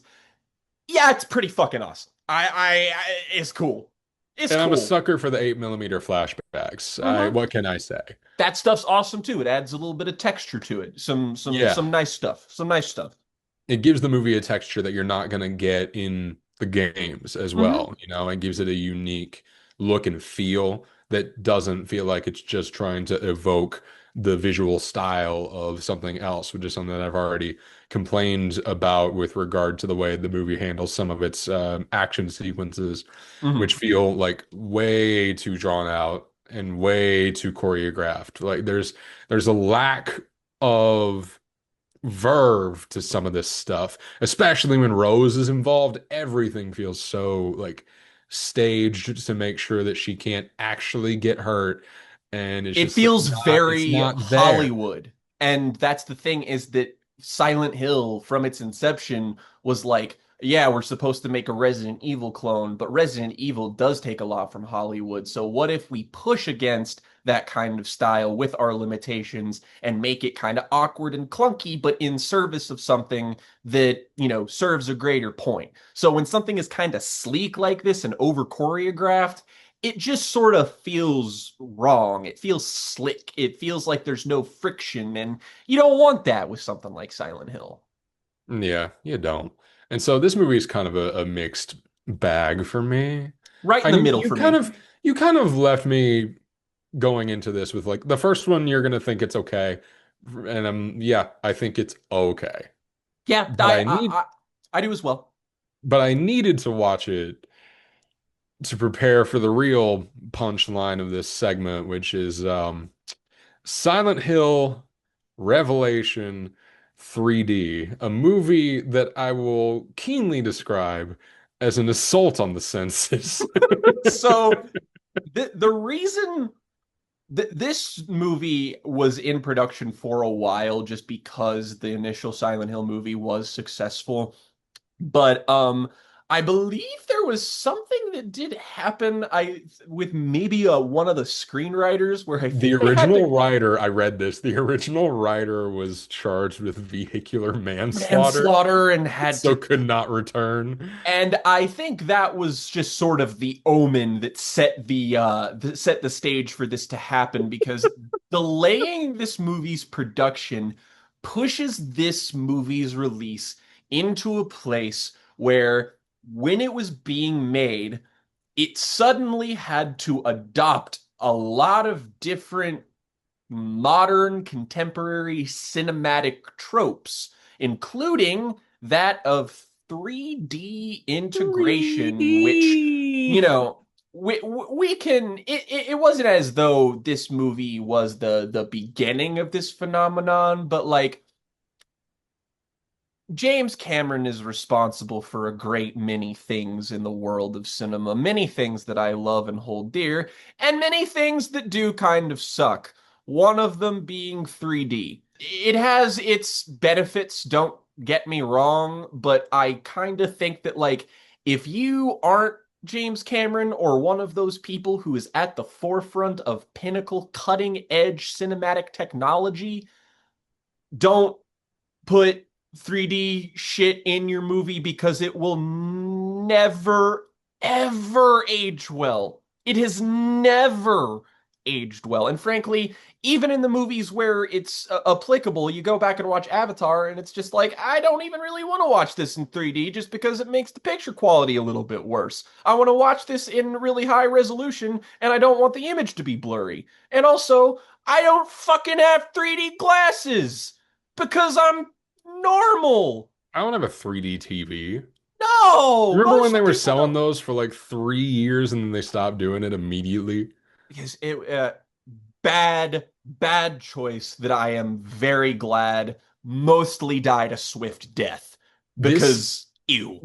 this movie represents so much of that sentiment because you also have to think this is 2012, so this is coming out in like peak Platinum Dunes era crap. Oh, Like I've never seen that Friday the 13th remake, so I'm not gonna rag on it, but like it's better than this. My Bloody Valentine remake, which I have seen, Yeah, was God, also a 3D hack job.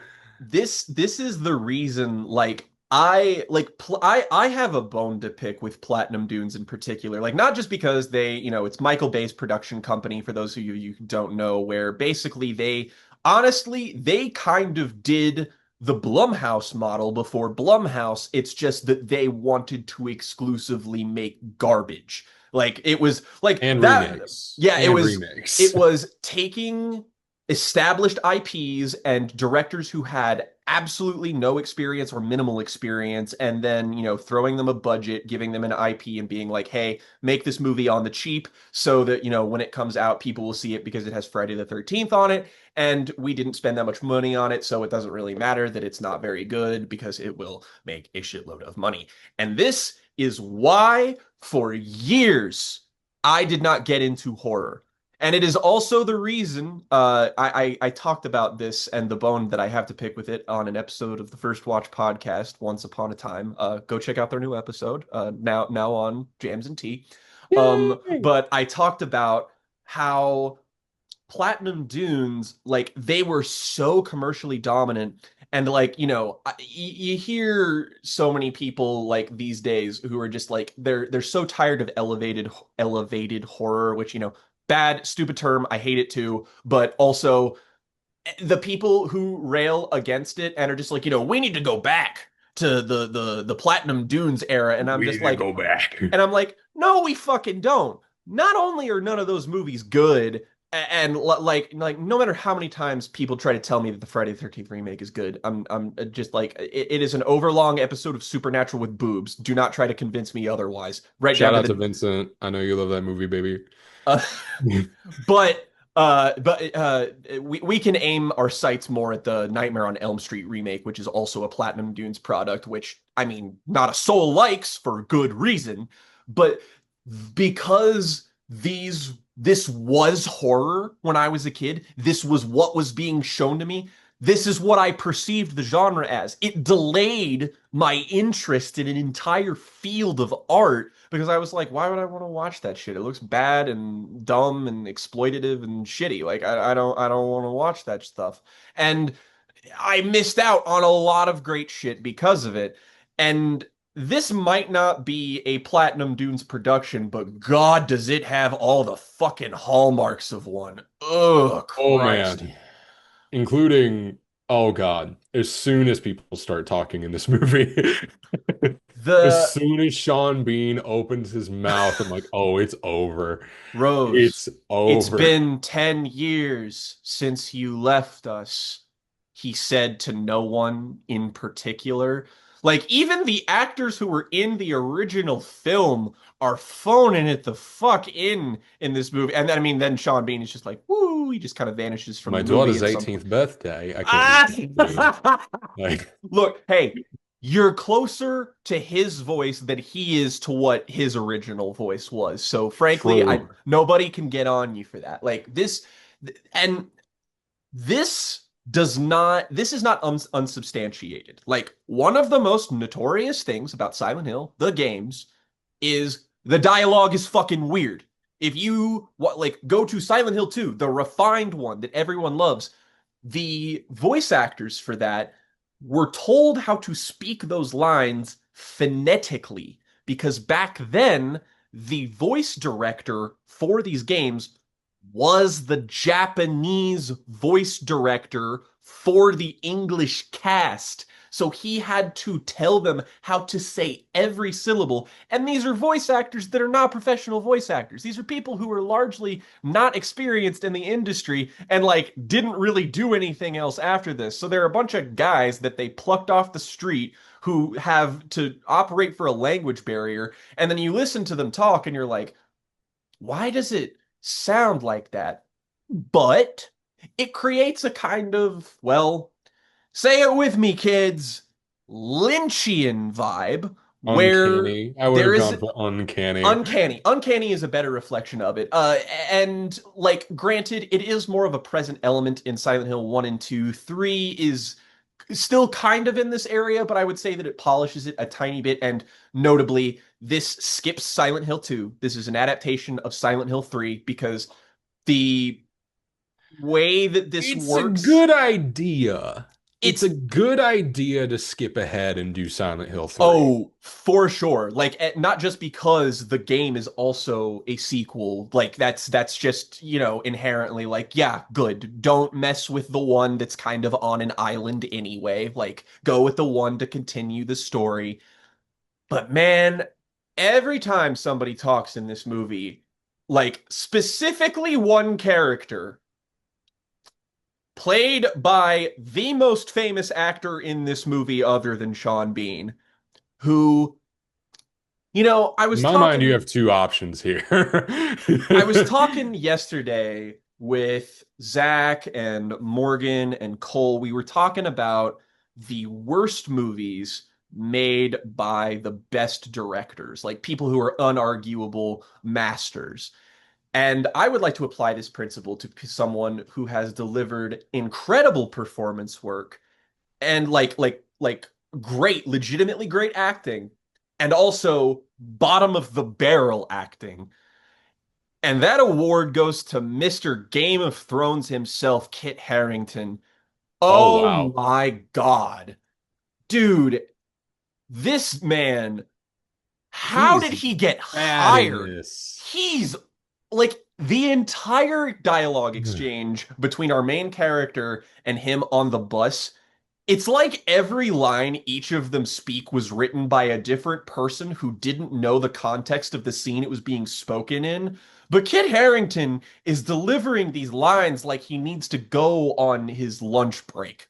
Like he's just like, do He's you like a believe there's a bad difference between dreams and reality? he's like a bad guest on a supernatural episode.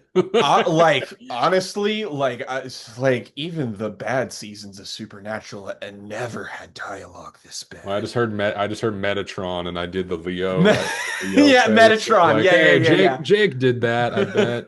Jake knows yeah. what that is. I don't fucking know. Who's Metatron? Is that a transformer? I mean, I Um, like it doesn't sound like an angel's name. It's just kind of like, wait, why is there a Tron here? That sounds fucking weird. But for those who don't know, Silent Hill 3 is a direct continuation of Silent Hill 1 because you play, and this is kind of well, not really. You play as the little girl from the first game. You are Heather Mason in Silent Hill 3, and your dad is Harry Mason.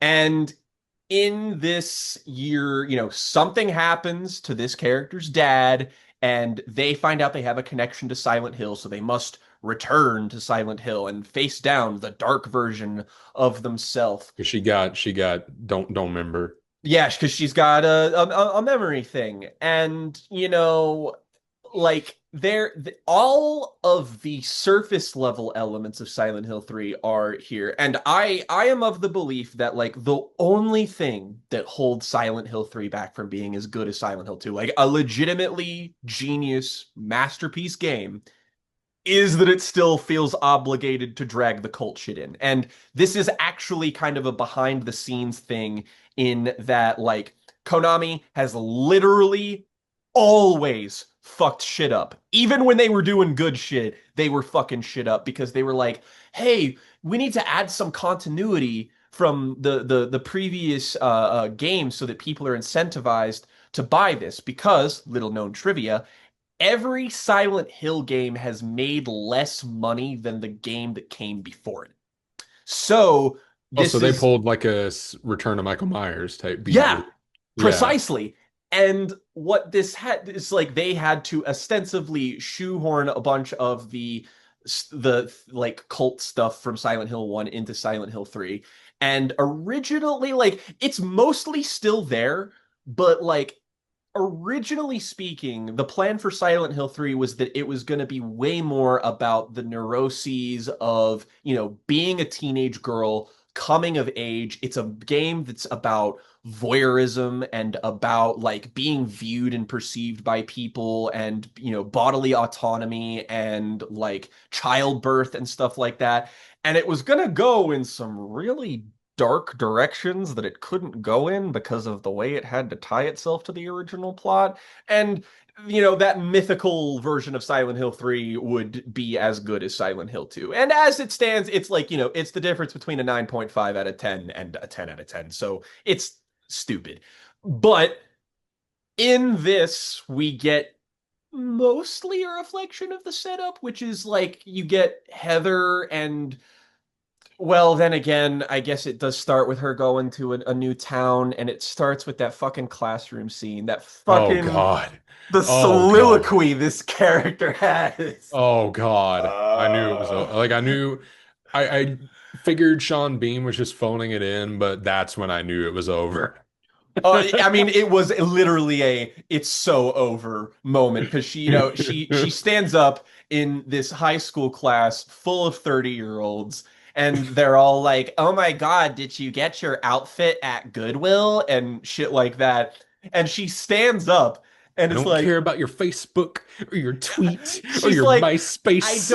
she's like, I don't Don't I like am me. literally the most, I'm not like the other girls, which I won't lie. Part of why I wanted to get a fresh perspective for this is that I have very strong feelings against this movie, both because I think it is a god-awful film and because as an adaptation, like Heather Mason is one of my favorite video game characters. She's one of the best protagonists in any video game. She's very funny, but she's also very relatable. She's very interesting and she's very layered. I like playing as her, and the way that the game kind of dives in to her psychosis is really fascinating and really effective. There are moments that echo the first Silent Hill movie so well with the lens of kind of, predatory voyeurism. There's the most memorable scene, the two most memorable moments of horror in this game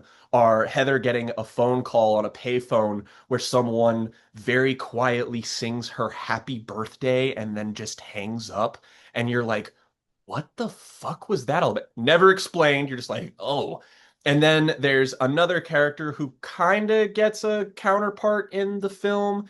And there's a thing with Silent Hill about how, like, Silent Hill looks different to everyone within it. Like, everybody in it, this is kind of really exemplified by two, but it's like everybody perceives it differently because Silent Hill is an emotional purgatory. Thematically, what Silent Hill is that it is the place that you cannot go back to. It is something in your past that you want to dwell within but is unhealthy for you, that will kill you if you let it. And this element is just it not only is it not there, it's just like the idea of like the flexibility of how these characters interpret this world is just kind of glossed over. But the best moment of horror in it is when a character confronts Heather and is like, is kind of accusing her of killing people, but you've only been killing monsters throughout the entirety of the game. And she's like, "What are you talking about?" And then the character just kind of turns and looks at her and is like, "Oh, so they look like monsters to you." And then it lets that moment hang, and you're like, "What? What?" And bro, that subtlety, that subtlety is not here. I Like almost wish you hadn't told me this, that. there are that's why these games are great, is because Silent Hill 2 and 3, it's nothing but moments like that. So how does this movie begin, Jen? Oh boy. Um, so What are it your thoughts begins. on Rob Zombie? Spooky clowns scare me. I love the bunny costume where it's just like No, the but the fucking when she's in the other world or when she's having the dream and the fucking electric guitar when that just like regular ass monster shows up. Oh God. no, Oh my God. no, no. You can tell they weren't just using the original music for this one because there's another guy credited with the music for this movie. Here's the thing. Rob Zombie gets a bad rep these days. Is that And actually Rob Zombie in the movie? no, but No. I Okay. think that You're fucking with me. the elements of horror to me, it's like this, they are very clearly aiming for the House of a Thousand Corpses kind of like really like overexposed, ugly kind of like rusty and worn kind of aesthetic that kind of looks a little intentionally tacky. And like I don't like Rob Zombie very much, but I do think that like as an aestheticist, he's pretty good at what he does. I just don't, it's just not for me. Like I think that he's a really accomplished stylist, and I think that he's got a vision. And you know, these days, I even if I don't like your vision, I respect you for having one, like at all. So naturally, the way that you make that vision shitty is by incorporating a lot of awful 3D integration into all of your horror moments so that, whoa, his fingers got cut off and it's going right at the screen, man. And it's like, Just think about that scene in Superman where he punches the guy in the teeth. The teeth. see, that is based and awesome. Mainly because it's not meant to scare you. Based and gun pilled. I am. Frankly, I mean, fuck, James Gunn at least made Slither. I would trust his version of Silent Hill more than I would trust whatever the fuck this is. I Because, fucking wouldn't. That seems like a horrible I idea. mean, sure. But like, and I guess that's the thing is that like, this feels like such an assembly line ass movie. Yeah, it's Like, really bad. it feels This sucks. like it feels like you are watching something that wants to be over as soon as possible. It kind of feels like it doesn't want you to watch it. Not in a like, you know, I'm Michelle so Haneke, gross. like, or like psychologically, you know, you don't want to watch this because the movie's fucked up and you're fucked up because it's like, no, this is just like you wanted me to buy an extra thing of popcorn and go take a bathroom break and then come back and be like, that was fucking boring and stupid and ugly. And man, does any scare in this movie work? One, yes, I will give him credit for Please. one, and I will describe the 5 minutes where this movie becomes a little bit good. And it's where, or at least to me, it's when they're in the hotel and Vincent reveals who he is. Hmm. Because Hmm. I saw that coming from a mile away. I was like, oh, he's a part of the order. He's secretly there to kidnap her. But then he immediately turns coat and is like, no, I know what they're going to do to you. And I don't want that to happen. I'm trying to help you by keeping you from going back there. And it's like, oh, now we're getting somewhere. And then they get pulled into the dark world inside the hotel, even though they're not in Silent Hill yet because fucking whatever. Uh, Rules, whatever. but when they're just like, what's happening, what's going on, and it's very like concrete, consistent shot, reverse shot, and the dude like comes over his shoulder and gets in. Hmm. That actually got me. I will give the movie credit for that. I do remember what that looks like, which is genuinely very difficult for me to recall what other things like. It's just so difficult to remember like angles or image. Like the thing is that with horror, I'm adamant that your ability to construct a memorable image is the thing that matters more than literally anything else. Uh, movie I saw this past weekend. I saw Zach Kreger's Weapons. Shh. Something that I'm I haven't sure we'll seen it talk yet, something that I'm sure we'll talk please. about once you've seen it.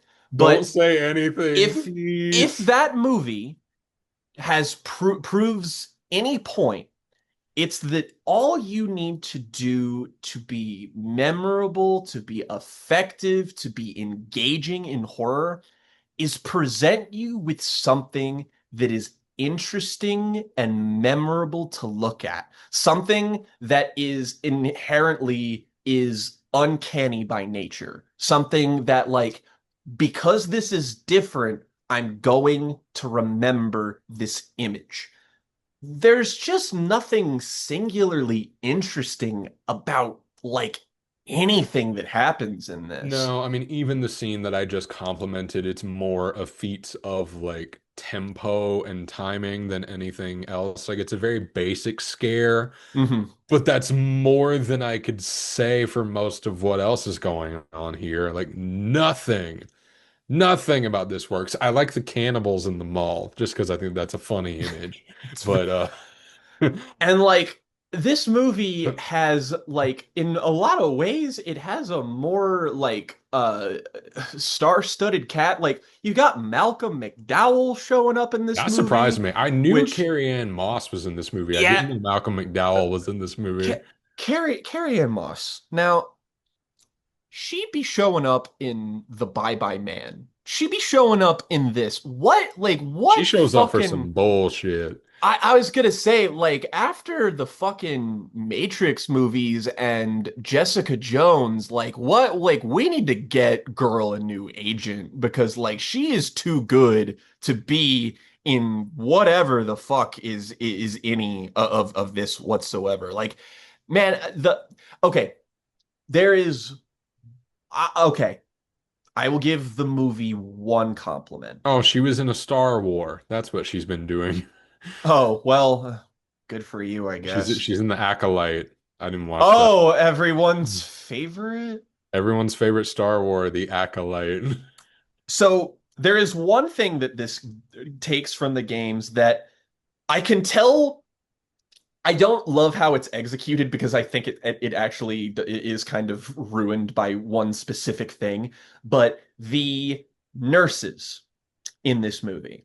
Yeah, Those are from the Silent Hill games, and those are actual contortionists who are doing the movements of like basically it's the horror red light green light of like oh they move and then they stop and they move and then they stop and it's all like jittery and weird and like they're a little bit well, I mean, like, yeah, the nurses in Silent Hill 2 are kind of horny, but they're yeah, with intent. These are a little bit hornier in a way that it's you're just kind of it's like, mm. skimpy. It's skimpy. Yeah, and like that, like I at least like the idea of like the set piece that's involved with them. They aren't great at like remaining still. Like you could see them still like moving and breathing, and I'm like, that Oh kind of takes man. a little bit of wind out of the scene. Um, the other like so like I at least kind of appreciate what they're going for there. And then I like the Spider Boy with the faces. I think that design is okay. I think yeah, the the CGI is ugly and CG the faces are occasionally a little goofy, but if they as a managed to do scene, that practically, it would look cool. I think it's a good idea. I think it's a good creature design. Mhm. Just the execution leaves something to be desired. And then there's Pyramid Head, whose incorporation into this also, just does not really It's make not any, sense. it's not any, it's not But significantly worse to me than the first movie's uses of him, apart from the fact that he doesn't do all that much until the well, end. and the thing is too is that like the way these movies treat Pyramid Head is the way that the Jurassic Park movies treat the Tyrannosaurus. Oh my, you're right. Like in You're the first correct. movie, it's like the main threat. And in every other movie, it is bizarrely on the side of our heroes in a roundabout way. And it's just kind of like, but like, but like, why? And I'm not asking that in like just a general, like, oh, why did they do this? I'm just like, no, like it's a monster and there's nothing revealed about it. And it like assists Heather at one point, and you're like, They huh? explain it that Pyramid Head is the cult designed Pyramid Head to protect Alessa. So once Heather accepts her destiny, Pyramid Head is gonna be like her heavy. Yay. Like, again, Sure. the more mechanics that are in your horror movie, the less scary it becomes. Like, what rules in horror movies are supposed to do is that they're supposed to be like a Nightmare on Elm Street, where you have a basic framework given to you where it's like, bam, you can't go to sleep. If you go to sleep, Freddy Krueger is going to kill you. And it's like that's simple, it's easy to understand. It creates a kind of nervous tension where it's like, is what I'm looking at a dream or reality right now? And it's basically letting the audience know when a character is in danger or not. And because these movies have a nebulous idea of like when things become Silent Hill-y and when they don't, and it's just like you don't have enough things to know when characters are supposed to be in danger, and simultaneously you're still given too many rules, so it feels over-explained. You're just kind of like you're constructing this world in a way that is not only antithetical to the idea of Silent Hill, but it's kind of antithetical to the idea of horror. It's like you have to actually design the components in your story to be scary. And it is not. It is really not.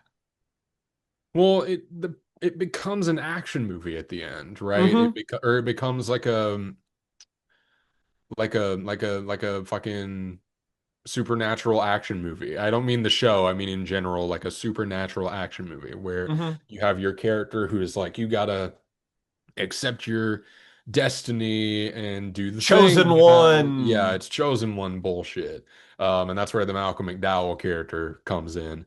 Eh. Oh God, that surprised me. I was shaken by the inclusion of Malcolm McDowell in this movie. He's really bad in this. It's another carryover from Rob Zombie. Now that I think about it, I forgot that he was True. Yeah, Dr. yeah, yeah, Loomis in yeah. those movies. He Serves more or less another the same function in this, another actually. terrible moment of costume design is Malcolm McDowell. Like Carrie Ann Moss is also hideous in this. It's like What? Why is one. everyone dressed by like a school play of this? She looks like the palette swap of the Michael Sheen character from Twilight. Man, I would kill for an actor like Michael Sheen to be in a movie like this, yucking it up like he I think does in he the would Twilight kill the movies. Malcolm McDowell role. I He think he would probably do better as that character. That's not even like Malcolm McDowell doesn't even like do that like in other movies. Like you need a guy who's gonna chew the fucking scenery like Michael Sheen. You need a guy who could come in and Willem Dafoe it up. But Yeah, yeah, this yeah. is like Malcolm McDowell is good at playing a he's good at creepy. Like he's good at unsettling.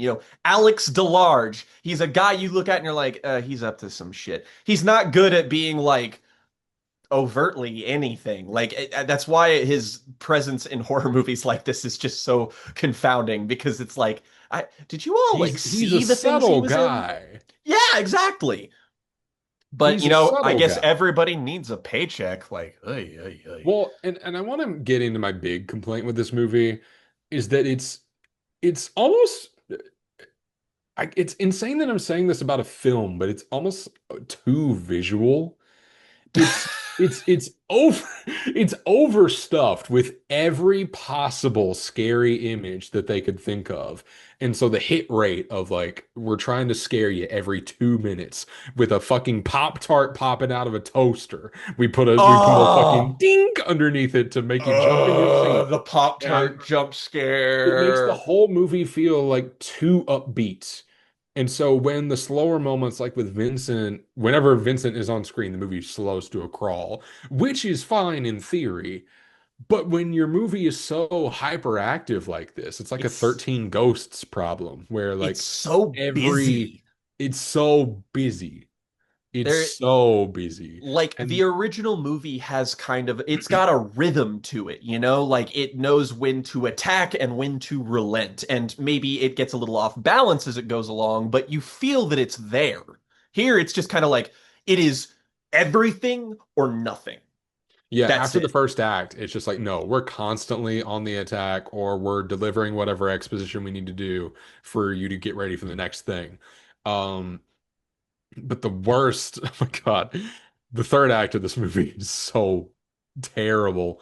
Oh my God. Why? Okay. Oh, In theory, the whole thing about Heather being reunited with the spirit of Alessa works, but that scene is directed so poorly. Like they're on this fiery merry-go-round, And so they have to keep cutting to like shots from outside of it or to medium shots while they're supposed to be having this big, intimate, emotional conversation so that you can see the big like CGI element. But why aren't you focusing on the intimacy of the moment? If you just had a more consistent shot reverse shot, the setup of the scene would be better and the scene overall would flow better. But you just keep trying to show off the effects. You keep trying to show off Pyramid Head yanking them chains, and He's it's like so muscular.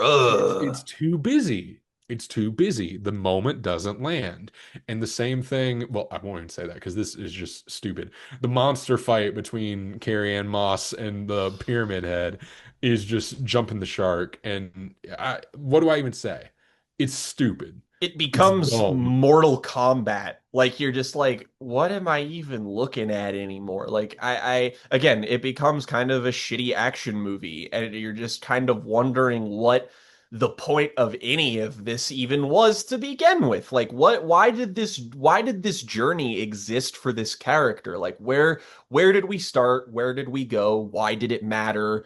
And part of the reason why I think I wanted us to go on this little journey is that I kind of wanted to validate my own feelings on these movies because I'm always like, is it because I have an attachment to the games that informs my opinion, Yeah, I hear you. or am I able to like separate it? And like at the end of the day, it doesn't matter because it's still an adaptation, so it still matters on some level how it does it. But I also just want to know, just like from an outside looking in perspective, it's just like, as a film, how do they work? How can you judge them? And do they work at all? And I think the answer with this movie is just a definitive no. Like, Mm, if anything, like, it kind of suffers from the same problem as one of the other movies we've talked about in this series, which is The Crow, where it feels like it's mm, aggressive Hollywoodization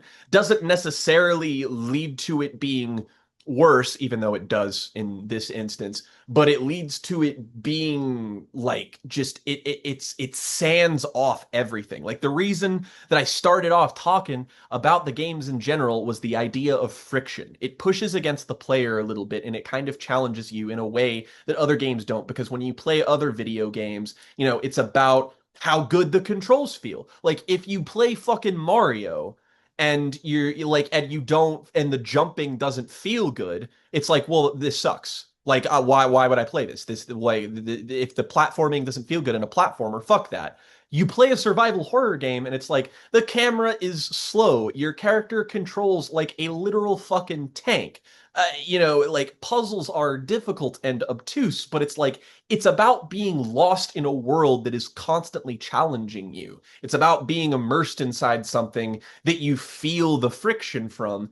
And you can do that with movies. It's possible to do that. Like you don't have to be like a Euro art house dude to make a movie that's kind of a bit antagonistic. But you can still manage to do that and create an effective horror movie. In the first Silent Hill movie, it almost gets there. It's damn close. But this just doesn't even feel like it tried. we think about these movies as different kind of subgenres.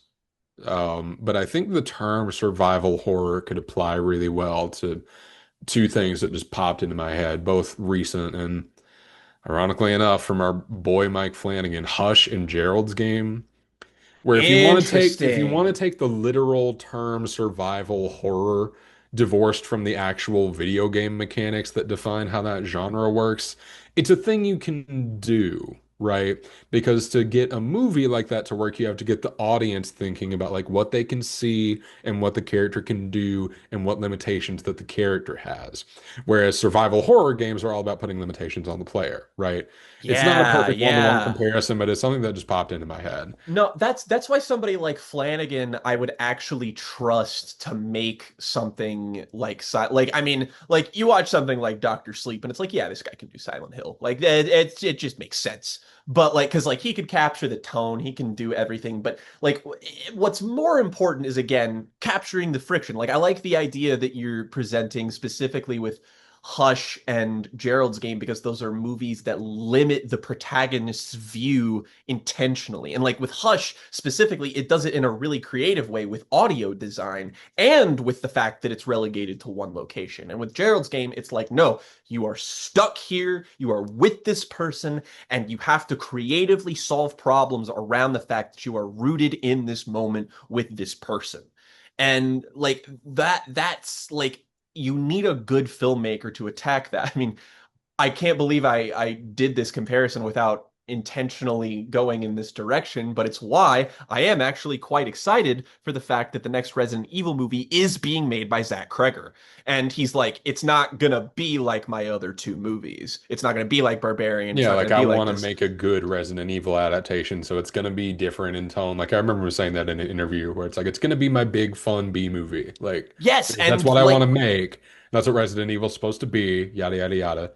And Silent Hill is obviously it's more difficult to capture than something like Resident Evil because Resident Evil is borrowing from cinema. It is a B movie because it is taking from B movies. It is Evil Dead. It is Romero. It is all of these things. Silent Hill, its language is of games. So I understand why it's more difficult. So you have to be a bit more elliptical in how you incorporate these things.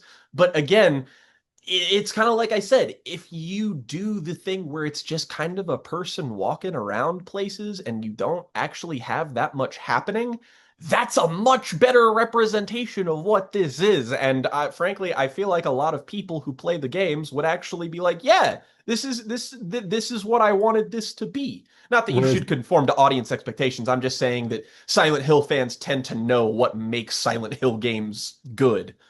Whereas this is so fast paced, you have no time to linger on any particular state that any of the characters are in. No atmosphere. It's always rolling on forward. There's no atmosphere to it. The detective character disappeared from the movie, which was a surprise to me. I thought he was going to Whoosh. play a bit of a bigger role than he did, to be honest with you.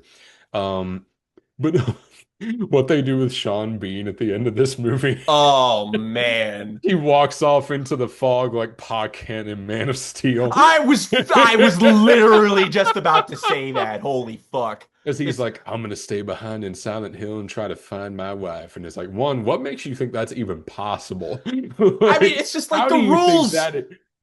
Who knows the rules to this universe? Like the own movie doesn't even remain consistent with itself, and you're just like, yeah, she's Like he's definitely com here. he's completely confident that this is an accomplishable task. And it's like, I even if you do find her, what's to say that you're going to make it back or survive?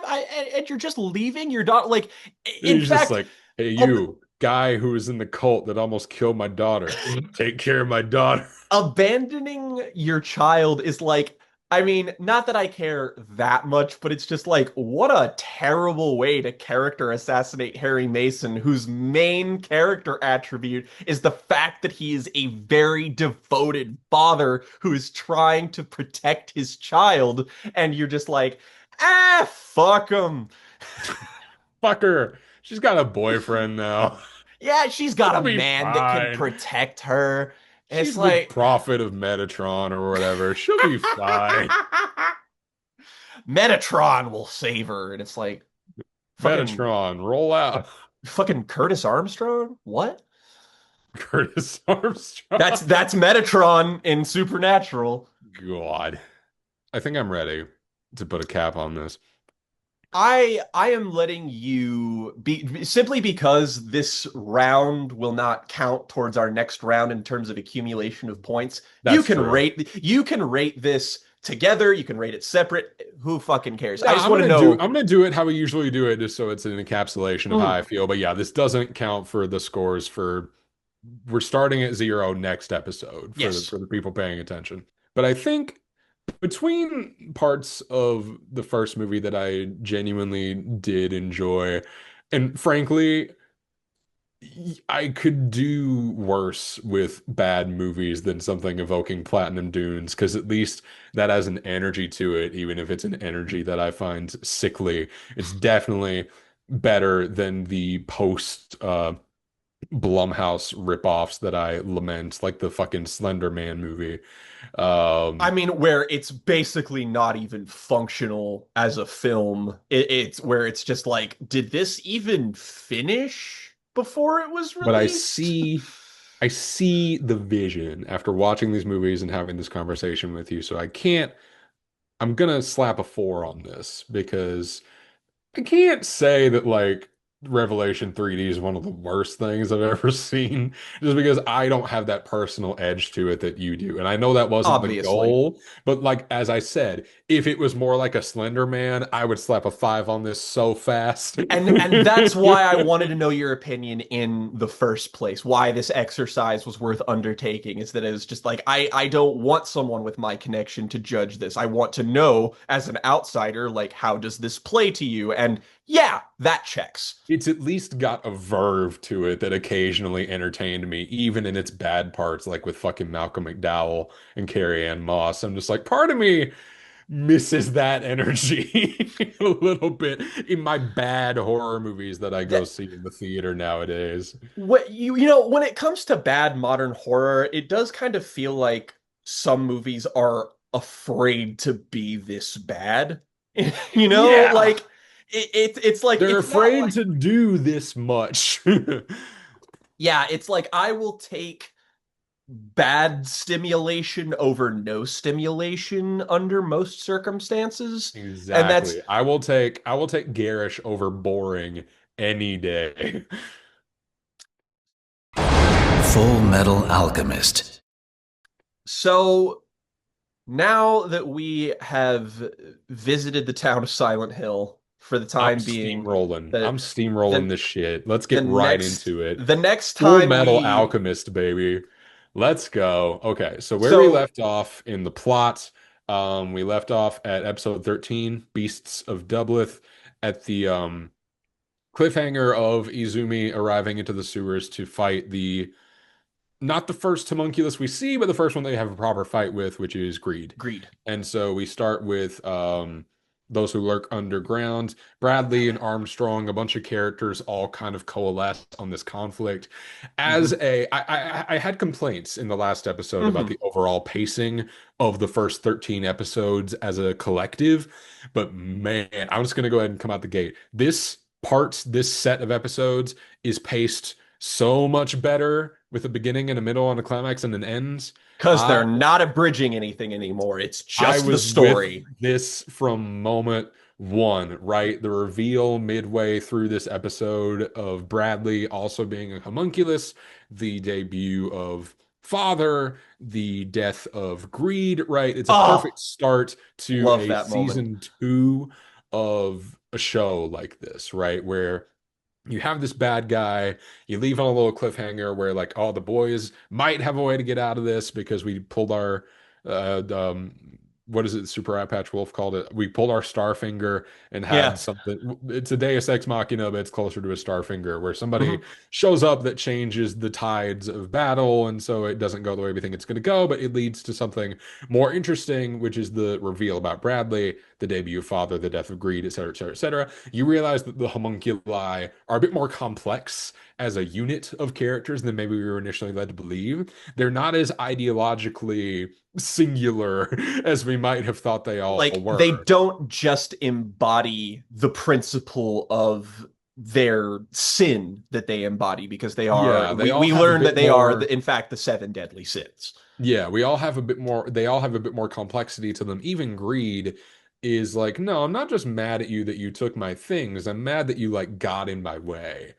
And got in the way of my I plans because an element of greed, is that he's the one who's gonna do all the thing and it's all gonna go his way because it has to be all about him. And so it's a little bit more complicated, even though greed is, and it's fine that he is, but he's the most simple of the homunculi that we met so far. and the way he describes himself, he's like money and women, power and sex. I want Yeah. all of it. And like they're all such like I think what works about the homunculi as villains is that they are the most well-rounded and interesting incarnations of what their sins represent. They're not just like, lust isn't just like horny. Lust is about power. Lust is about I am wielding my sexuality as a weapon to control people because I find it fun to toy with you. Greed is about I want everything, and that includes the fact that it will go against my own self-interest and I will rebel against my own family dynamic because I don't like, he is so narcissistic that he doesn't want to exist in the same world as another all-consuming narcissist like father. And it's like that's fascinating, but I also like I love the emotional tenor of the kind of group of chimera that Greed is leading in this series of episodes Yeah. because they're all characters who are like humans who have been fused with an animal of some kind, which this is actually something that comes back in a very big way later on in the story, is that the world building element of people who have been experimented on and created and fused with other people. And I love how they're a band, they're a gang of characters who actually feel like they have it's very similar to what they do with Hunter x Hunter, where they have this group of characters called the Phantom Troop. And the cool thing about the Phantom Troop is that they're villains. They're bad guys. They're evil. They kill people. They steal things. All this kind of stuff. But whenever we see them not engaging in their evil criminal activities, they're a bunch of guys who like hanging out together. They gamble and play cards and they're friends and they tease each other. And when one of them dies, they actually mourn him and they're sad. They're not just like, oh, that other fucking guy, fuck him. He wasn't as strong and powerful as me. It actually has a dynamic where these people care about one another. And then when, basically the military raids on these guys and they're all, systematically picked off one by one, like really fucking violently by Bradley and company, you're kind of like, There's a horror oh, to Bradley's arrival that's filtered through these characters. oh yeah, like the most memorable part and the one that like I think about that kind of gives me chills occasionally is the snake girl who hides inside Alphonse that Bradley murders inside Alphonse, and her blood splatters on his blood seal and like triggers him essentially because like the biological matter interacts and he's like, whoa, shit, and he like makes him see some stuff. But it's also like, you see these people in a light where it's just like they weren't like yeah, they kidnapped the main character, but it was to ultimately further an end that wasn't going to like harm anyone. And this element is good in the moment, but there is a reprisal of how all of this works and what it's doing and some of these characters later on in the show that's very, very cool that I will not say anything about. Okay. So this part also gives us the debut of what's become one of my favorite characters, Ling Yao. Ling Yao, my I favorite love this character. dude. He's so fucking goofy. And I love that he's like a classic, shonen archetype subversion where he's like, Hmm. they're taking this guy in because he's like a starving immigrant. And then as soon Hmm. as they get him back on his feet, he's like, actually, I'm an heir to a throne and I have these bodyguards who will fuck you up. So you're gonna help me Yep. do this thing that I'm He's trying to do.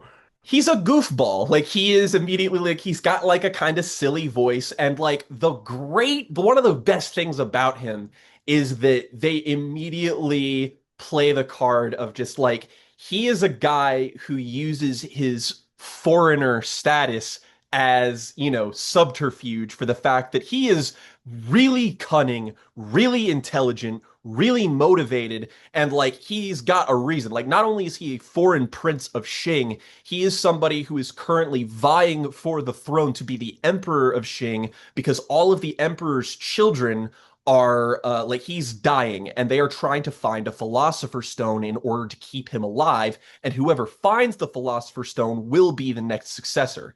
And Xing is like, it's a it's a system of government where like all like basically there are multiple like princes and princesses who are all doing this, but Ling Yao is a guy who's like, I'm going to go to this other country. I am going to use the fact that I am I can be perceived as just a silly goofy foreign guy, and he like Oh yeah, literally because does that's what a they do. I don't They sp he goes, I don't speak English, and then they're just like, what are you fucking talking about? because they do this thing.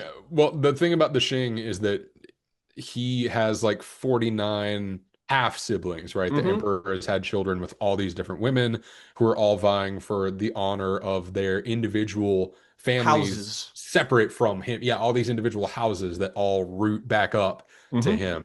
And so he establishes his motivation pretty quickly. He establishes himself not just as a great comedic presence, but as a like character with a great sense of motivation to him, and including in his bodyguards who like normally this kind of thing, having one character like this is always a good move. Having the like I will die for this person Hmm. character gives you a lot of dramatic potential that you can do with a person like that. Ling Yao has Hmm. two, and they go in two different directions. Oh yeah. Um, but let's get to Lan Fan and Old Man Fu are characters who are, again, this show is phenomenal at balancing its characters. They only become more relevant with time. So, like, and I also just kind of love the fact that like once you find out that Ling is like you find out a little bit more about him, the way the tenor of his personality shifts when he's like finally reveals that he's looking for a philosopher's stone. Like not Hmm. all like he's a good actor, he's clever, he's intelligent, he's a good fighter. He's also just a badass. He's cool. Like He's he's just one so of the most old. fucking stylish characters in the show. Yeah, and it helps that he's like he's not an alchemist, right? So he's got No, that to separate him as well. He's like a pure acrobat, pure swordsman, pure athlete. So it brings something different to the table of the visual chemistry of it's all the the fights that he's involved in. It's the Rock Lee yeah, appeal. fuck Jen, you are reaching inside my fucking brain. I was about to say this has got to be I have a feeling this is a shared favorite archetype of ours, and it is the character that forgoes the traditional power system and subverts it and thus can become it's the Joker, not like, the Batman Joker as in the card the Joker, as that it can be or an ace in that it can be a 1 or it can be a 10 in terms of what kind of power it can utilize. It's like you can be the weakest person in the room or the strongest depending on the circumstances because, they're using their intelligence to be able to do stuff. And that's so well incorporated into his fighting style in the future. Yes. It's very well incorporated into the stuff at the last couple episodes with Envy, but not to skip ahead too far. I want to Hmm. talk about the fucking the police procedural that happens for like 3 episodes The where okay, Maria Ross arc. Yes. yes, the Maria Ross arc has been one of my favorite parts of this whole fucking show because it tells us Oh. so much. For one, it's just great television, right? It's Hmm. stellar pacing because you get to see so much of how Mustang interacts with other characters because okay, Maria Ross is she an officer? Who is she? Yes, she Yeah, is an officer. She was one of the people who was initially assigned to Edward when they arrived back in that's Central right. for the fifth laboratory. She's running around with Armstrong and Havoc. Hmm. Right? Yeah. Hmm. And so she's running around with Armstrong and Havoc, so she has a relationship with the brothers. She gets framed by Envy for the murder of Maze Hughes. Mustang figures out that that's not the case because Mustang has a secret contact and it's Barry the Chopper.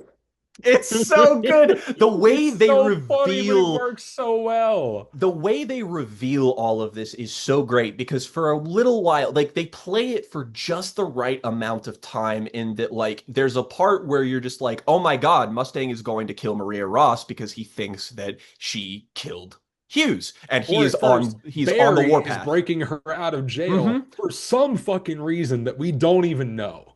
He No, just shows up and is like, "Yeah, I'm getting you out of here. come You with can me if stay you here want to and live. die. Yeah, Like you come with me if you literally. want to And live." And then he basically like it, does a little cut and like you find this incinerated, completely blank corpse that, that's just what Roy can do to people if he wants. Like he can just erase you from existence pretty much. And then the And second that Ed and Alphonse like start asking like how dare you, you're he's like, like what the fuck, dude? because. Hmm. Yeah, he's like because you're a And it was military dog, get with it. Like and so it's simultaneously a great dramatic and eventually comedic beat where like he has to shut them down to give her cover mhm. for a little while, but it plays further into the comedic twist of like, oh, he didn't actually kill her and wasn't planning to the entire time. He's just a little stinker. And like the way they set up that expectation and the way that they have like Mustang's entire unit all working together to utilize like their different skill sets in order to pull this operation off is just such a great showcase of how everyone works, what they're good at. Like you get to see basically the entirety, you get to see characters like Fury, for example, like guys who have kind of been on the peripheral as just sort of flavor text characters, and it's like, oh, everyone is actually being very useful to the overall like point of this, and you see like Havoc as a character becomes like a little bit more central to the plot, and there's also a kind of underpinned subplot of the fact that Lust is disguising herself as somebody who is dating Havoc, and Yeah. and you get that little reveal and you're like, oh shit, this is how she is infiltrating his fucking thing while they're infiltrating theirs, and there's like this sort of thing going on. And I the one of the moments in this show where some kind of sexuality is actually commented upon is that Roy's just like once everyone knows what happens, and then Roy's just like, you always were a sucker for big boobs, and then Havoc's just like, I can't help it, I love them. Me too, Arakawa. It's just like God, and like it's just so goddamn funny, and like the fact that this show like has just enough sexuality in it to like feel like it has a pulse, but also not so much that it's just like, okay, tone it the fuck down, Japan, is like it's very refreshing. It's very nuanced in its depiction of like sexuality and attraction in different ways throughout this part especially. But then we get to the fucking fight with gluttony and lust and Cold Flame, episode 17. yeah, well that's the one we were just talking about. Uh, The arrogant palm of a small human yes, is the one where that's they start yes. fighting is one where they start doing the weird operation that goes wrong because gluttony attacks. Da, da, da, da, da. And remember how in our first part you said, "Oh, I really hope that Hawkeye gets like a good moment." Yay! Woo! I Oh love being God. right. I love being right. Colleen Clinkenbeard lets out a scream that legitimately still curdles my blood in this So yeah, episode. Death of the Undying is kind of the peak of this. That's another great thing about this part of the show is that it moves in kind of three episode sequences basically the whole way through, Mm-hmm. Mm-hmm. where you've got like, a couple episodes about closing the loop on Maze, a couple episodes about fighting more homunculi that ends on Death of the Undying with the fight between Roy's unit and Lust that ends in Roy doing the coldest motherfucking shit in the whole wide world. He cauterizes his own wounds so Just that he can get up and get back in the fight.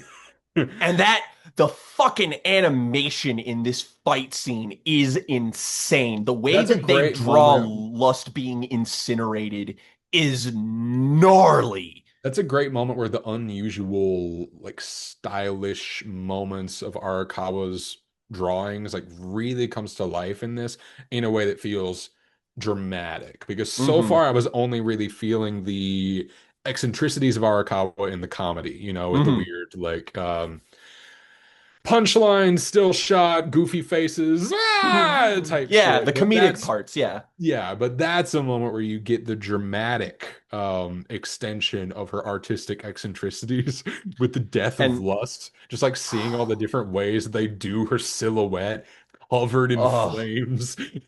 and even then before that is like probably my favorite single scene from like this first sort of like sect of the show is when basically they initially encounter Lust, and it's Havoc and Roy, and they have like a little fight, and then basically Havoc is seemingly mortally wounded at the time, and Roy is critically wounded so that he can seal his wound later, which fucking yes, awesome, coolest shit in the world. But we don't see them for a while, and then Lust and Gluttony appear near like one of the passageways, and then we have Hawkeye and Alphonse who are there, trying to stop them.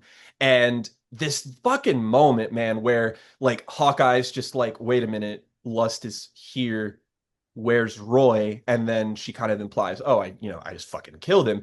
And then Hawkeye, for the first time in the show, just completely loses her cool and just unloads clips into this bitch. Like Lust is just doing the slow walk towards her, and she's just bang, bang, bang, bang, bang, flip, Yeah, like the clip, fact that bang, she's bang, bang, still bang. walking doesn't make Riza pause for even a second. It's just like, no, I'm just gonna keep shooting you until I run out of And bullets or you're dead. and Lust is like about to harm them, but like Alphonse takes the hit for her, and like has like his like gauntlets up to like shield from the claws. And he's like, it really comes to a head of like all of the beats that Alphonse has had so far, of just being like, I'm not gonna watch another person die even if it means I'm going to give my life for them. Like I'm not doing this. Go. You have to make yourself fucking useful. He's doing to Riza what he did to Ed in Reign of Sorrows, where he's just like, you fucking moron, you can't give up. If you give up, then what is this for, man? And Yeah, like that's just good what writing. am I dying for if you don't realize that you're better spent elsewhere right now? And that fucking crescendo, like one thing I didn't get to comment on in the previous episode is that I adore Akira Senju's score for this show so Oh, it's much so good. because That refrain that they start building, especially in this season, whenever hmm they whip it out, I'm just like, oh, I'm a sucker for and this. when Mustang is just doing the,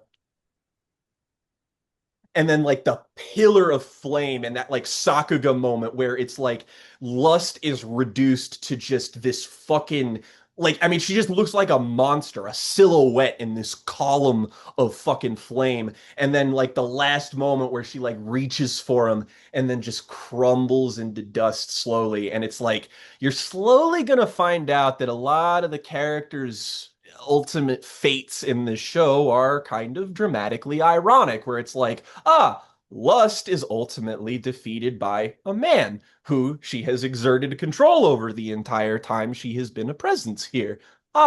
Interesting. Might be a presage to a lot of other things that are going to happen later. But it's such a phenomenal fucking moment. Like everything just comes to a head, and you're like, it almost feels like, like, I mean, it does feel like a season finale. You're just like, oh man, where Thank do we God even that's go over. from here? Yeah, It's you're just also like, like, thank God that's over. and you're just like, In oh a man, but nice, like, like the tension has been fully resolved. I'm relieved for these characters kind of way, you we know? we relent from the plot a little bit when we transition to the episodes, 20 through 30, where we get more character building, and we get some new people who are introduced. Notably, naturally, you kind of led to just like Yeah. before, when I you were don't just need to be like, I cheeky wonder about it. if the anime dad's gonna come back. Well, it's a fucking anime OP and his face is in it. So Yes. yeah. Von Hohenheim. My On other hold, favorite character in this show, funnily enough, We'll uh, see. But no, we get the first time that we see him and he just kind of pulls up and Edward is Dickhead. just like, "What are you doing here, man?" Like I really did not expect that to be the tenor that that character is introduced with. But Yeah. everybody in the house is just like, "Hohenheim, what the hell are you doing here?" And he has this interaction with Ed where you're just like, God, you fucking suck. Like, you don't have good feelings towards the man because obviously he, abandoned his children, and then his wife died. And like, what the fuck has he been doing this entire time? And then he shows up and he's basically just like, you burned down your house not as a symbol of your resolve, but as a symbol of cowardice. And Ed's just like, fuck you. Like, who Yeah. are you to tell me this shit? You And don't so know you me. you get a great like kind of isolated emotional incident with this character, and then the next Hmm. episode is kind of like the one in the library. We get a kind of redux of that, where the Hmm. whole episode is basically an exposition dump, but because you're watching the characters like actively investigate and try to figure something out, it feels intriguing to watch. Where basically what happens is that Hohenheim tells them to check the body of the thing that Ed and Elric pulled out of the zone of truth, and try to confirm whether or not it's actually their mom. And they realize, wait, nothing here checks. That's not our mom, period. So, what do we learn from this? There might still be a way, the body might still be contained along with the soul within the portal of truth, the Hmm. gateway of truth, what the Eye of truth, truth, the the truth. Yeah, truth. whatever. It's this moment is one that really snuck up on me. Like when I started rewatching this when I was a little bit older, this to me became one of the most pivotal moments of the entire show because if I had to isolate it, I think this is the darkest moment of anything that happens in this show just because of what it implies. Like the tenor of the scene too is really very bleak. Like Ed just goes and digs up the corpse of the Cronenberg version of what he thinks is his mother and then just has a full-blown nervous breakdown when he discovers like, oh, the hair is different. This is not mom. This we did all of this. We ruined our lives and we didn't even have a shot in the way that we did this. Like it was basically for nothing. And then But then it turns around. immediately it turns around and like one of my favorite moments in the whole show is when Ed is like he thinks about it and he's just like it's a really crushing moment and then he's like shit, I know what I have to do. And he calls Izumi Curtis and he gets on the phone with her and is like, hey, I discovered this thing. I'm letting you know this so that you can know you did not kill your child a second time when you tried to bring it back when you did human transmutation. Yeah. And Izumi and Sig have this moment where they're both just like the weight of the entire world just leaves their shoulders for a moment and they're just like, yeah, we're not in a good place, but fuck, that makes this so much easier to deal with now. Yeah, Like and that makes it so that the it brings us back to the original conceit of like, no, we can get the body back. There might still be a way. we made an error. We can fix Yeah, this somehow. Like it's possible. And yeah, because Ed has seen through the gateway of truth, it's just like he remembers like I saw a way to do this. So, A and B, this does match up. I feel like this can happen. We don't necessarily need a philosopher's stone to be able to do this. And also in the coming episodes, we do get the kind of moral dilemma of like once there is a philosopher's stone, I mean, it is useful and there's not as though you can do anything to fix it. So if there is a dilemma in which you need a philosopher's stone, what kind of ethical questions does that raise? That's a big thing that'll happen later on. yeah, yeah, yeah. Oh boy. But then we get into these last fucking 5 episodes, which or 6 episodes. I watched up until Reunion 26 for Hmm. this. Hmm. So, Advance of the Fool, they this is another like half of an exposition dump episode. It's like Hmm. 80% exposition dump where they're like, we're gonna do this whole scheme to draw the homunculi by baiting Scar into fighting us because if Scar gets close enough to killing us, the homunculi need us alive. We know this, we've We reasoned it. are sacrifices, which we don't know what that means. It's just that the homunculi keep calling select important characters sacrifices. And that's important to them somehow. It means they need to keep them alive for something. And also, when Hohenheim kind of vacates the plot a little bit, he warns Pinocchio, he's like, something really bad is going to happen in this country very, very soon. You should leave or you will die. And it's like, what is? I love that the granny is just like, nah, I'm It's old. like this I is got where I people to live. take What the care fuck? of. I don't. Fuck am I I gonna do? I ain't got nowhere to go. Where am I Die gonna go? somewhere. Fucking I was Drachma? born in this hole. I'm gonna I'm gonna die in this die in this hole. hole. And then Hohenheim's like, well, I won't stop you. And it's just like, ah, man, Well, yeah, you're. he's just like, I'm not gonna try to convince you.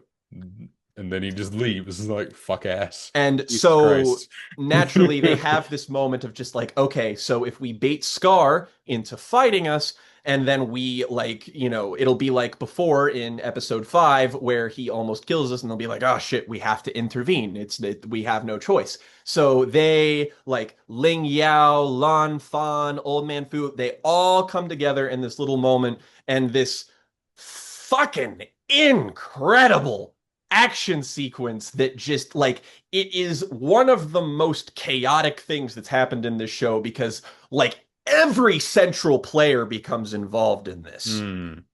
Like Bradley gets involved very quickly because Bradley realizes what's going on, or Bradley Mm-hmm. realizes that, or Bradley thinks that Ling is getting in the way Mm-hmm.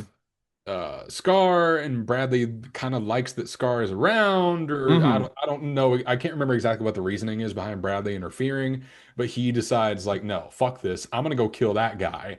Uh, He's like, so you are expendable in the way that the brothers are not, so I'm going to kill you. Simple yeah, as. whether he realizes the plan or not, Bradley fucks up the plan when he decides I'm gonna kill the backup. And they mainly do this by they initially bait Gluttony, who's kind of like the most primal, animalistic of the homunculi, so that they can Yeah, try yeah. and trap him. And the thing is with Gluttony is that he, like the other homunculi, can just sort of regenerate anything, but like his healing factor is super strong. Like there's even a part where Ling straight up chops the top of Gluttony's head clean off, and it just kind of like the tendrils just re-come back and combine, and they like wrap him up in steel cables so tightly that once he heals, it like protrudes and he can't move. And it's like, that's a really like smart little plan that they had there. Yeah, But that's a creative solution. like they like Ling Yao and Lan Fan get caught up against Bradley, and they ultimately have to like Lan Fan is gravely injured, and Ling Yao is like carrying her on his back, and they're like they've been kind of hinting to the fact that like maybe Lan Fan's loyalty runs a bit deeper than just loyalty to Ling Yao. And ultimately, when they're fleeing Bradley, who's in hot pursuit, she's like, I know what to do. And straight up kunais her fucking arm off, and then they attach it to a dog so that Gluttony's scent picks up on the dog, and they pursue that so that they can get away. So Lanfan just straight up cuts off her own arm so that they can make a getaway, and Ling was just he's overwrought with guilt that the fact that this happened to someone under his station. Yeah. He's like, I can't believe that you did this for me. Like, and I love that about his character because like he's somebody who's really like he's kind of prideful. He's kind of like he's very He comes off as confident. kind of stuck up and, Yeah, you don't think that he advantageous. would think that one of his underlings doing this for him would necessarily affect him, but he's like, no, I like give a shit about these people. They are my family. And it's like, oh, that's pretty fucking rough, actually. And and he's got the sword fight with Bradley, and Bradley's got a thing where it's like he's not a traditional homunculus. There is something extra with him where like he has limitations. Like he can be wounded, unlike the other homunculi. Like if you cut his arm off, that arm's gone. It's leaving. Mhm. So something's up with him. So he's more on equal footing, but like the speed that they have with each other is all about like the battles are very different from the alchemy battles. It's all about just reflexes and subterfuge and trying to obscure vision and like, what's in It's your the most that peripheral. this feels like Naruto. Yeah. Where they actually have to really take time to be very tactical about it because they can't, use alchemy to this. But in the midst of all of All this the while this is chaos, happening, we have a showdown of wit between Scar, Ed, Alphonse, and Winry. Because after the plan kind of goes awry and Gluttony and Bradley are just running away, what are these three supposed to do? Like and so their fight goes on for a little bit. Um Edward starts talking to Scar about what happened to Winry's parents. Hmm. Winry, of course, because this is dramatic, um, pulls up just as this is happening, which, contrivance, but blah, leads to the best episode of the show. Um, and once Scar like sees the face of somebody who he sees as a product of his own actions, he reflects on his entire life up until this point. So we get a big flashback of the Ishvalan War in a way that we've never seen it before, right? Scar back in the day, um, has a brother that's interested in alchemy, and Scar is trying to get people to flee the country because they know that the alchemists are coming. They know that the country's being invaded. And his brother is like, no, I can use this thing that I've been studying to like help people. We can stay here. I can fight. We can fix this. We can make these guys go away. Da da da da da. Notably, he is combining the Eastern and Western philosophies of alchemy with the Shingi's philosophy of alkahestry, which is a different kind of thing because I don't know if it's been outright explained yet, but the science of alchemy is drawing energy from the inherent moving of like the plates of the earth. Alkahestry is done from like I think it's within the human body is that you're harnessing energy that flows through you. So he is basically like, if you combine these two things, we can be able, like, I can use this to save like everybody as we're being slaughtered en masse. But it's too late. Yeah, Um, a somebody little shows fella, up. Somebody Mr. shows up Sulph J. and Kimbley. yeah, somebody shows up and attacks Scar, um, gets his arm cut off. His brother, um, sacrifices himself to, does he end up killing Solf or does No, Sulph is still, Kimbley is alive, but the brother dies and that's right. Scar Solf is ends the up guy that gets killed in the first episode, right? Or the no, first time we no. see Sulph J. Scar? Kimbley is alive still. Okay. Yeah. That's a different But guy. Scar's brother dies, but his arm, which has all of the tattoos that have like the basically the secrets to the sciences that he's studying, and Scar's missing arm, he basically attaches his deceased brother's arm onto his body, which is why he has that big ringlet scar that's on his shoulder. And it's Yeah, just which like, leads to, oh my God, some of the most, this stuff is harrowing. mhm. This is riveting. I was viscerally upset by so many images in this episode, not Oh just yeah. involving Scar, but involving the destruction of Ishval in general is rendered with such like horror and It's rendered with legitimately such terrifying. doom, like straight up doom for an entire people is felt through the Hmm. way that this is depicted. And when Scar gets on the other end of it, just the way that they put that like filter over the frame so that the blue eyes of the citizens like glow in the The fucking night. Ishvalans all have red eyes, and then the Amestrians all have the blue ones. So it's like it's accentuating the things that make them different. And he only sees that these people in front of him, once he's healed by these doctors, and he just sees Amestrians and he's distraught. He's traumatized, and he instinctively reacts and just snaps and murders them. And those end up being Winry's parents, Hmm. which it's a big character moment because he confesses to all this and he has a fucking moral crisis standing right there in front of the three of them, just being like, oh, I actually did do this to somebody else. Like when I told my brother, basically the master's tools can't dismantle the master's house, right? Yes, yes. That's what I've ended up trying to do, even though I've half-assed it with my whole commitment to like, no, I am only going to destroy. That is all that this is good for. That is all that Amestria deserves. It's like, oh, it's a meme phrase, but like you became the thing you sought to destroy. Yeah, and he ultimately is like, he just kind of surrenders in that moment where he's just like, it is literally only fair that I stand here and do nothing. If you want to kill me, I give you permission. Like, you Yeah, like can. yes, he realizes that he's caught in the cycle, but he knows what his part to play in it is because he knows what he did when he was in Winry's position.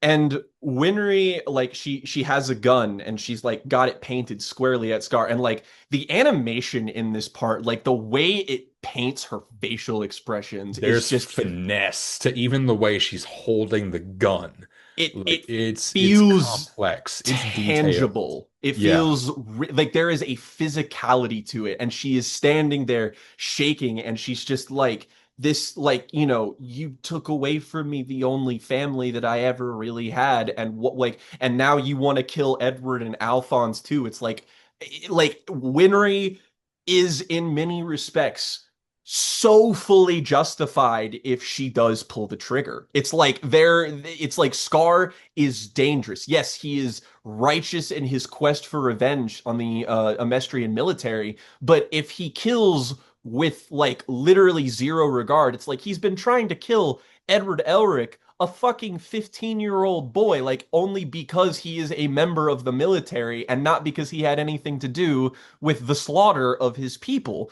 And it's just like, yeah, if Winry wanted to pull that fucking trigger, which she very nearly does, it's like, yeah, who could fucking blame her? It solves every problem.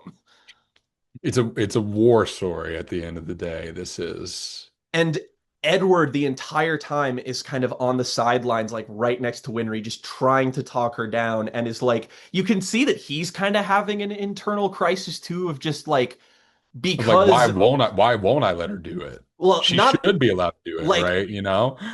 I think like it's just like, you are justified, but I don't want you to go through what I've gone through in reckoning with the fact that I have also perpetuated this violence as being an extension of the military. It's like, I'm still not blameless. I still have furthered like this agenda. I have still helped these people, and like I have seen the destruction that can wrought. It's just like, this is one of the moments where it's like, you can tell that like it doesn't flash to it or anything, but Shao and Nina Tucker is right at the center of Ed's moral compass when he's doing this, and he's just like, please God, do not get involved in this like I have been. You can't get out of it once you're in. Yeah. Yeah. And it's just, oh man. Oh, And oh man. the This reprisal of the title backs in the distance of the way that like that was the final thing that Winry saw of her parents, was not their faces, but them walking away from her. And it's just like, I'm upset. I'm really upset. and then when we get through this because she ends up not doing it, right? She ends up not doing it. They let Scar get away. Gluttony ends up chasing after him, so that gives a dramatic onus to him being able to get away Hmm. without the Elrics having to deal with it. Um, but well, actually, because Alphonse has just been like off somewhere else for part of this fighting Hmm. Gluttony. Hmm. Gluttony wants to get Scar. Alphonse wants to get Gluttony. So Gluttony Fucking, catches up to Scar, and now there's a three-way thing between the three of them again. But yep. Edward, Edward leaves Winry with the military and goes back after Al. That's when they do all the whole like binding him up. They send her away. She goes back home on the train, and she sees their backs in the distance. And that's when she Oh, realizes that she's starting to like fall in love with Ed. And it's like, there's there's a oh my moment, God. like that moment. I love the way it's underscored. The dialogue she has is, she's just like, are his shoulders a little bit broader? And it's like the animation of the show does a great job at very subtly showing you how Ed physically develops over the course of it. Like there's a point where like in like the episodes in the 40s ish where you're gonna see Ed, and it's just like, oh, a year has passed. He's older Mhm. now. Like, oh shit. And like, I really love how subtly that is all done. And like, I completely agree that I think this is the best episode of the show thus far. When I watched this back in January of last year, I ranked every single episode of the show just because I fucking wanted to, and this is the first episode Mhm. in the chronology of the series that makes it into my top 10 of the episodes. And it is genuinely very powerful and very potent. It's one of those moments where it's like the stakes for what happens in the plot are not necessarily huge, but the stakes for the characters are higher than they've ever been. Yeah, and the So, way that that episode is constructed as a sole demonstration of that. I mean, I put this up with like proxy authentication acquired from Mr. Robot as like an isolated incident for the characters of the yeah, ensemble, but one that uses that construction to change everything about the Th- stakes of this is this. why I have a show with you, is because you can offhandedly compare one of the best episodes of Brotherhood to the best episode of Mr. Robot. This is us being in perfect We're on lock. synchronicity. This is Yes, us in it's sync, man. 100,000%. It's also where it's just like, damn, Winry is an expertly rendered character. Like in Yeah. terms of like love interest characters, she is top tier. The one of the best girls. So the next episode, Girl on the Battlefield, basically how Winry gets home, how everybody figures out that Bradley is a homunculus. It's a bit of a getting people where they need to go and telling them what they need to know, but it's executed pretty well. Hmm. I think especially the stuff with Winry is really great because she's like, well, I didn't want to go back. I wanted to stay with Ed and Al. I wanted to be in the fight, but then she's Hmm. like, no. She does learn the lesson that Ed and Al tried to tell her, and learns the same lesson that Al tries to tell Riza in the heat of the moment back down there with Lust, that like, no, my the best thing that I can do is not necessarily by the side of the people that I saw as doing the most good. Yep. And in this episode, we also have prominent new key player Xiao Mei.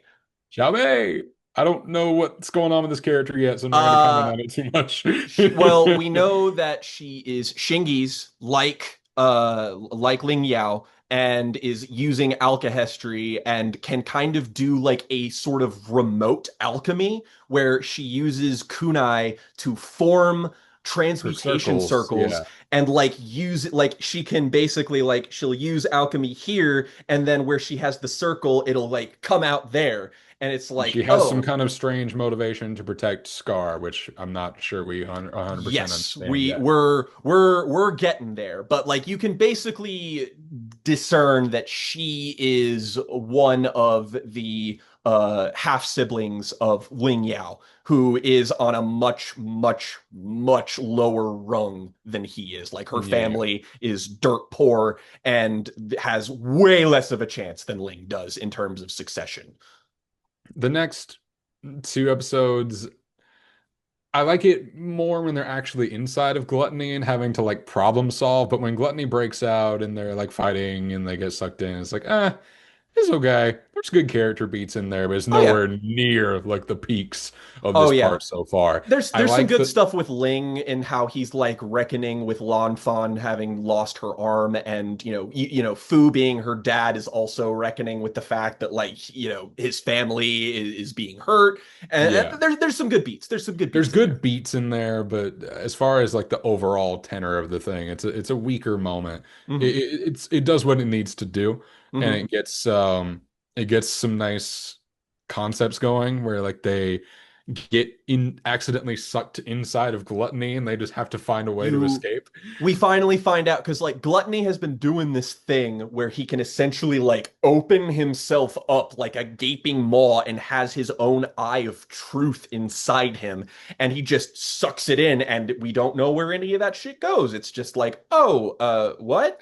And then we have a bunch of characters get sucked inside there, including we have Envy, we have Ed, and we have Ling all stuck in there, and it is basically a never-ending void where everything gluttony and, for all they know, an ancient fucking creature has been swallowing civilizations and human beings. So it's just this fucking nether dimension that's like up to their knees in blood and skeletons and buildings and Yeah, so just you get some of the most creative imagery so far, but you also get some of the best procedural shit so far with this yeah. episode, with fucking Bradley telling Mustang like, "No, I know, you better behave. I will fuck up your entire life." It's just And like everybody literally around me, like what you did whether was they cute. It was yeah. cute with Maria Ross, but you have not stepped outside of my palm throughout this entire time and basically pulls the pawn sacrifice of Riza, she's mine now. Yeah. Fuck you.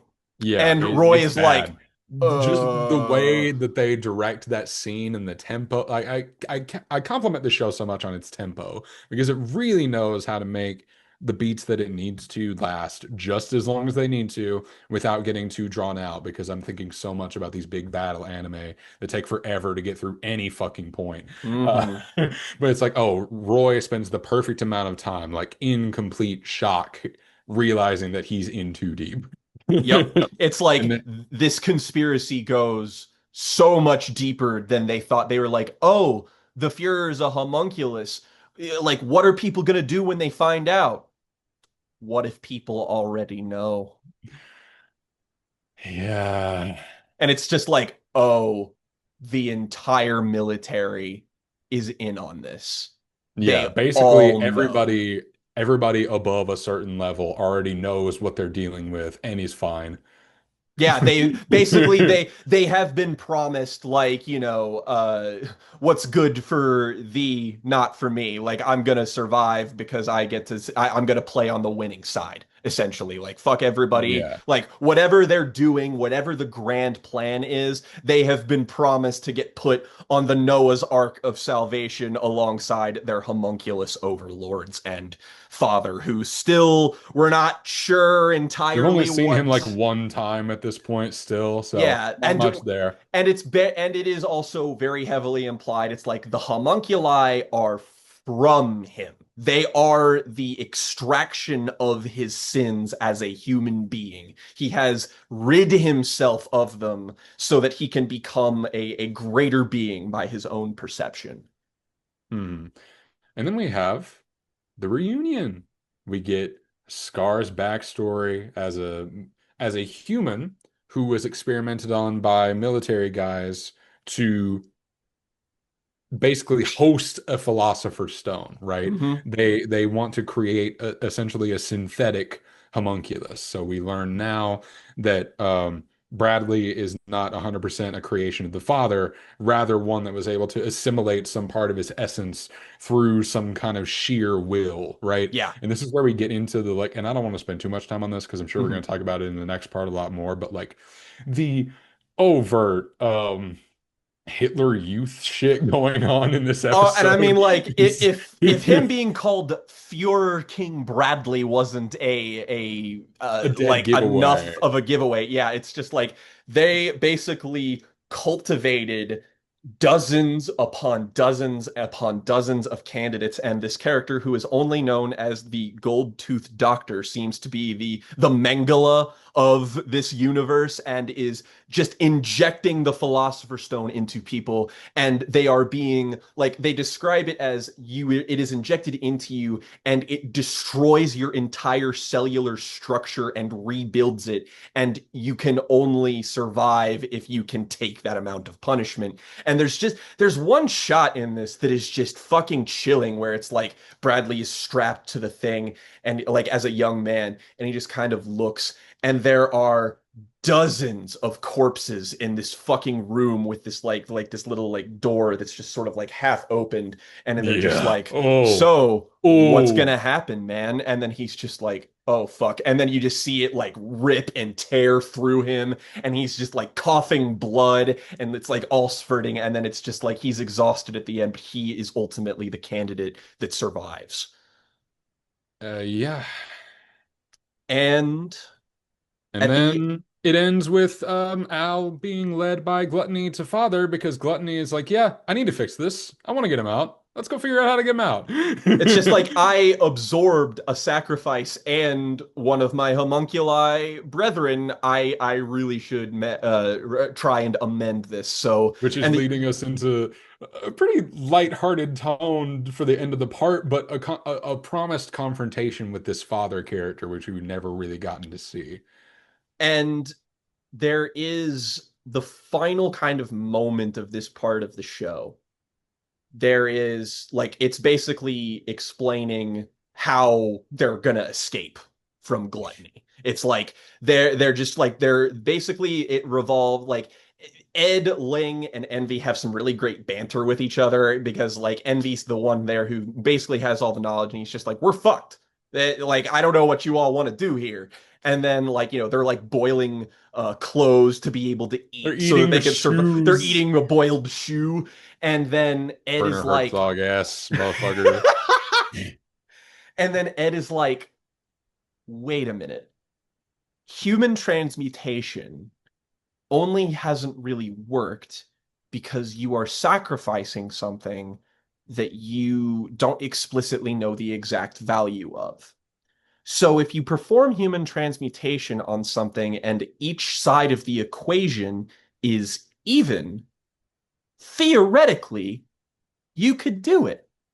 Meaning, Ed could transmute himself, Envy, and Ling out of this portal of truth and back into the real world. And so, We'll see. hmm, hmm, We haven't seen. what could happen We'll see if it works next time? next time. Okay. Fuck it. It's a 5. I love this shit so goddamn much. I am fully in it. Any issue that I had with the pacing or the structure of the first part is completely shown, and even the episodes that I feel lighter on, I recognize that like those need to be there to get to the shit that I'm Connective like tissue. really locked in for. It's all good connective tissue. None of it is there's not a moment wasted here. I Mhm. think this is absolutely pitch perfect. I am so with this. I'm so I'm ready. I'm thrilled, and I also just want you to know we are on the precipice of when this goes from all-timer to my favorite. Like we are Okay. right there. And like the rest of the show, like there is definitely like we have a period where we relent on the intensity for a little bit, but like the final 15 or so episodes of this show, Mm. this is the greatest chaos arc that has ever been conceived. So we're there, baby. We're there. All right. It's punishment time! So how this is going to work is to start off This new arc round. 2. Start off arc 2 of Jen and Jake's Bizarre Affray. We keep changing the name of everything. Like every episode we refer to things differently. Get in the comments. Tell us what these The are. English language invented synonyms for a reason.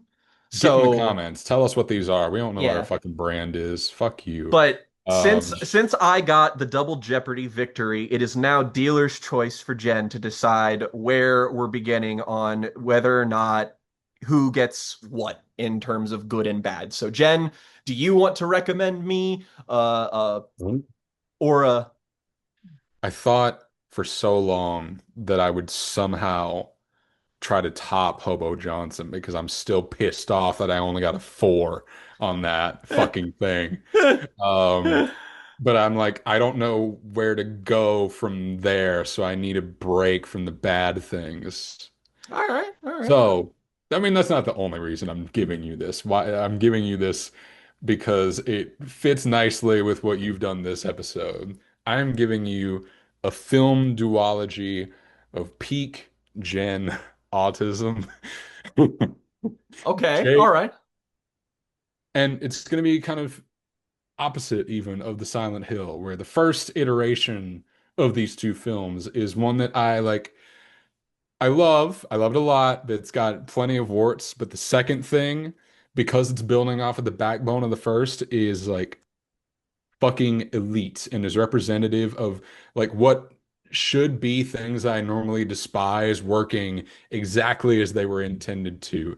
Jake, you're watching Tron and Tron Legacy. Oh yeah. Oh, that's such a good one. That's such a good one. I have been meaning to. I'm pretty sure the largest amount of Tron Legacy I've seen was because it always plays in Best Buys because that's the movie everyone uses to show off how great TVs are. So I've always been really interested in the original Tron, and hell, we got a new Tron coming out in the I ain't near talking about that future. shit. I'm Well, not paying hey, money for that. we can talk about that in terms of the fact that we're getting a Nine Inch Nails score for it, which is all I give a shit about. Like, We'll fuck do Jared a Leto, just give me the Trent Reznor shit, bro.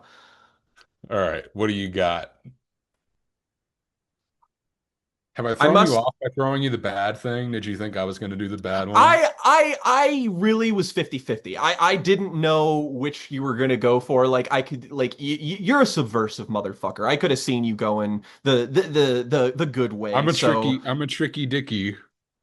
So that makes it tough just because, believe it or not, the most fun part of doing the show is recommending the good things. I mean, not that we don't get joy out of recommending bad things, but my short list for good things is about three times as long as my bad one. So, oh, some of this is so tempting. Oh no. Oh, maybe. Okay, okay, Okay. okay. I know. I know. Okay. All right. So we have put no holds barred on terms of what mediums we're recommending. Like I recommended a graphic novel, Jen recommended a video game. It's time for me to recommend a video game. And this is precarious because recommending a bad video game is it has to be a very specific kind of thing because like bad games are uniquely bad to experience. They are Uniquely synchronous in many ways. A lot of the issues with bad games kind of run a very similar list of common factors. yeah, and like in many ways they can be like the worst thing to experience could be like a truly awful game because it's like if it's long enough, it's like, the thing about a bad movie is that it's over in 2 hours. And even if you watch a bad show, it's like you're not controlling the characters inside it. So I'll meet halfway. We're gonna talk about the best game from the worst game maker. Oh no. Jen, what do you know about David Cage? Fuck you! Fuck you, fuck you, fuck you, fuck you, fuck you! Oh my God, I can't believe you did this to me. We Oh my went to God. Silent Hill this week. We're going to Detroit next week. No. Detroit, become human. No. This man has No, this been can't be. This man has been my nemesis since high school when Beyond Two Souls came out. And frankly, I was very tempted to make this recommendation Beyond Two Souls, but because the context of that game is so uniquely icky because of the Elliot Page stuff, which is go read about Ugh. it. It's gross. Ew. Um, this, however, is an experience. This is the least painful of his games for sure, but man, does it provide no shortage of shit to talk about. From To be David, all women absolutely in my games are whores, Cage. to be absolutely transparent, I know a, a little bit of the story because I watched the video from Jeff Thu, aka Mother's Basement, about it when that came Good out like video. Yeah, yeah, 7, 8 years ago. yeah. So it's been a while. I haven't thought about that fucking game since.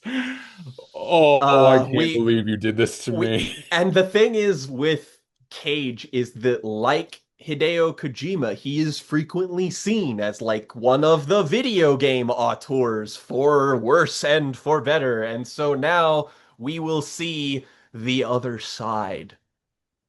Next time on Jen and Jake's Bizarre Affray, the sentience of robots and AI will be called into question at the JJBA Human Tribunal.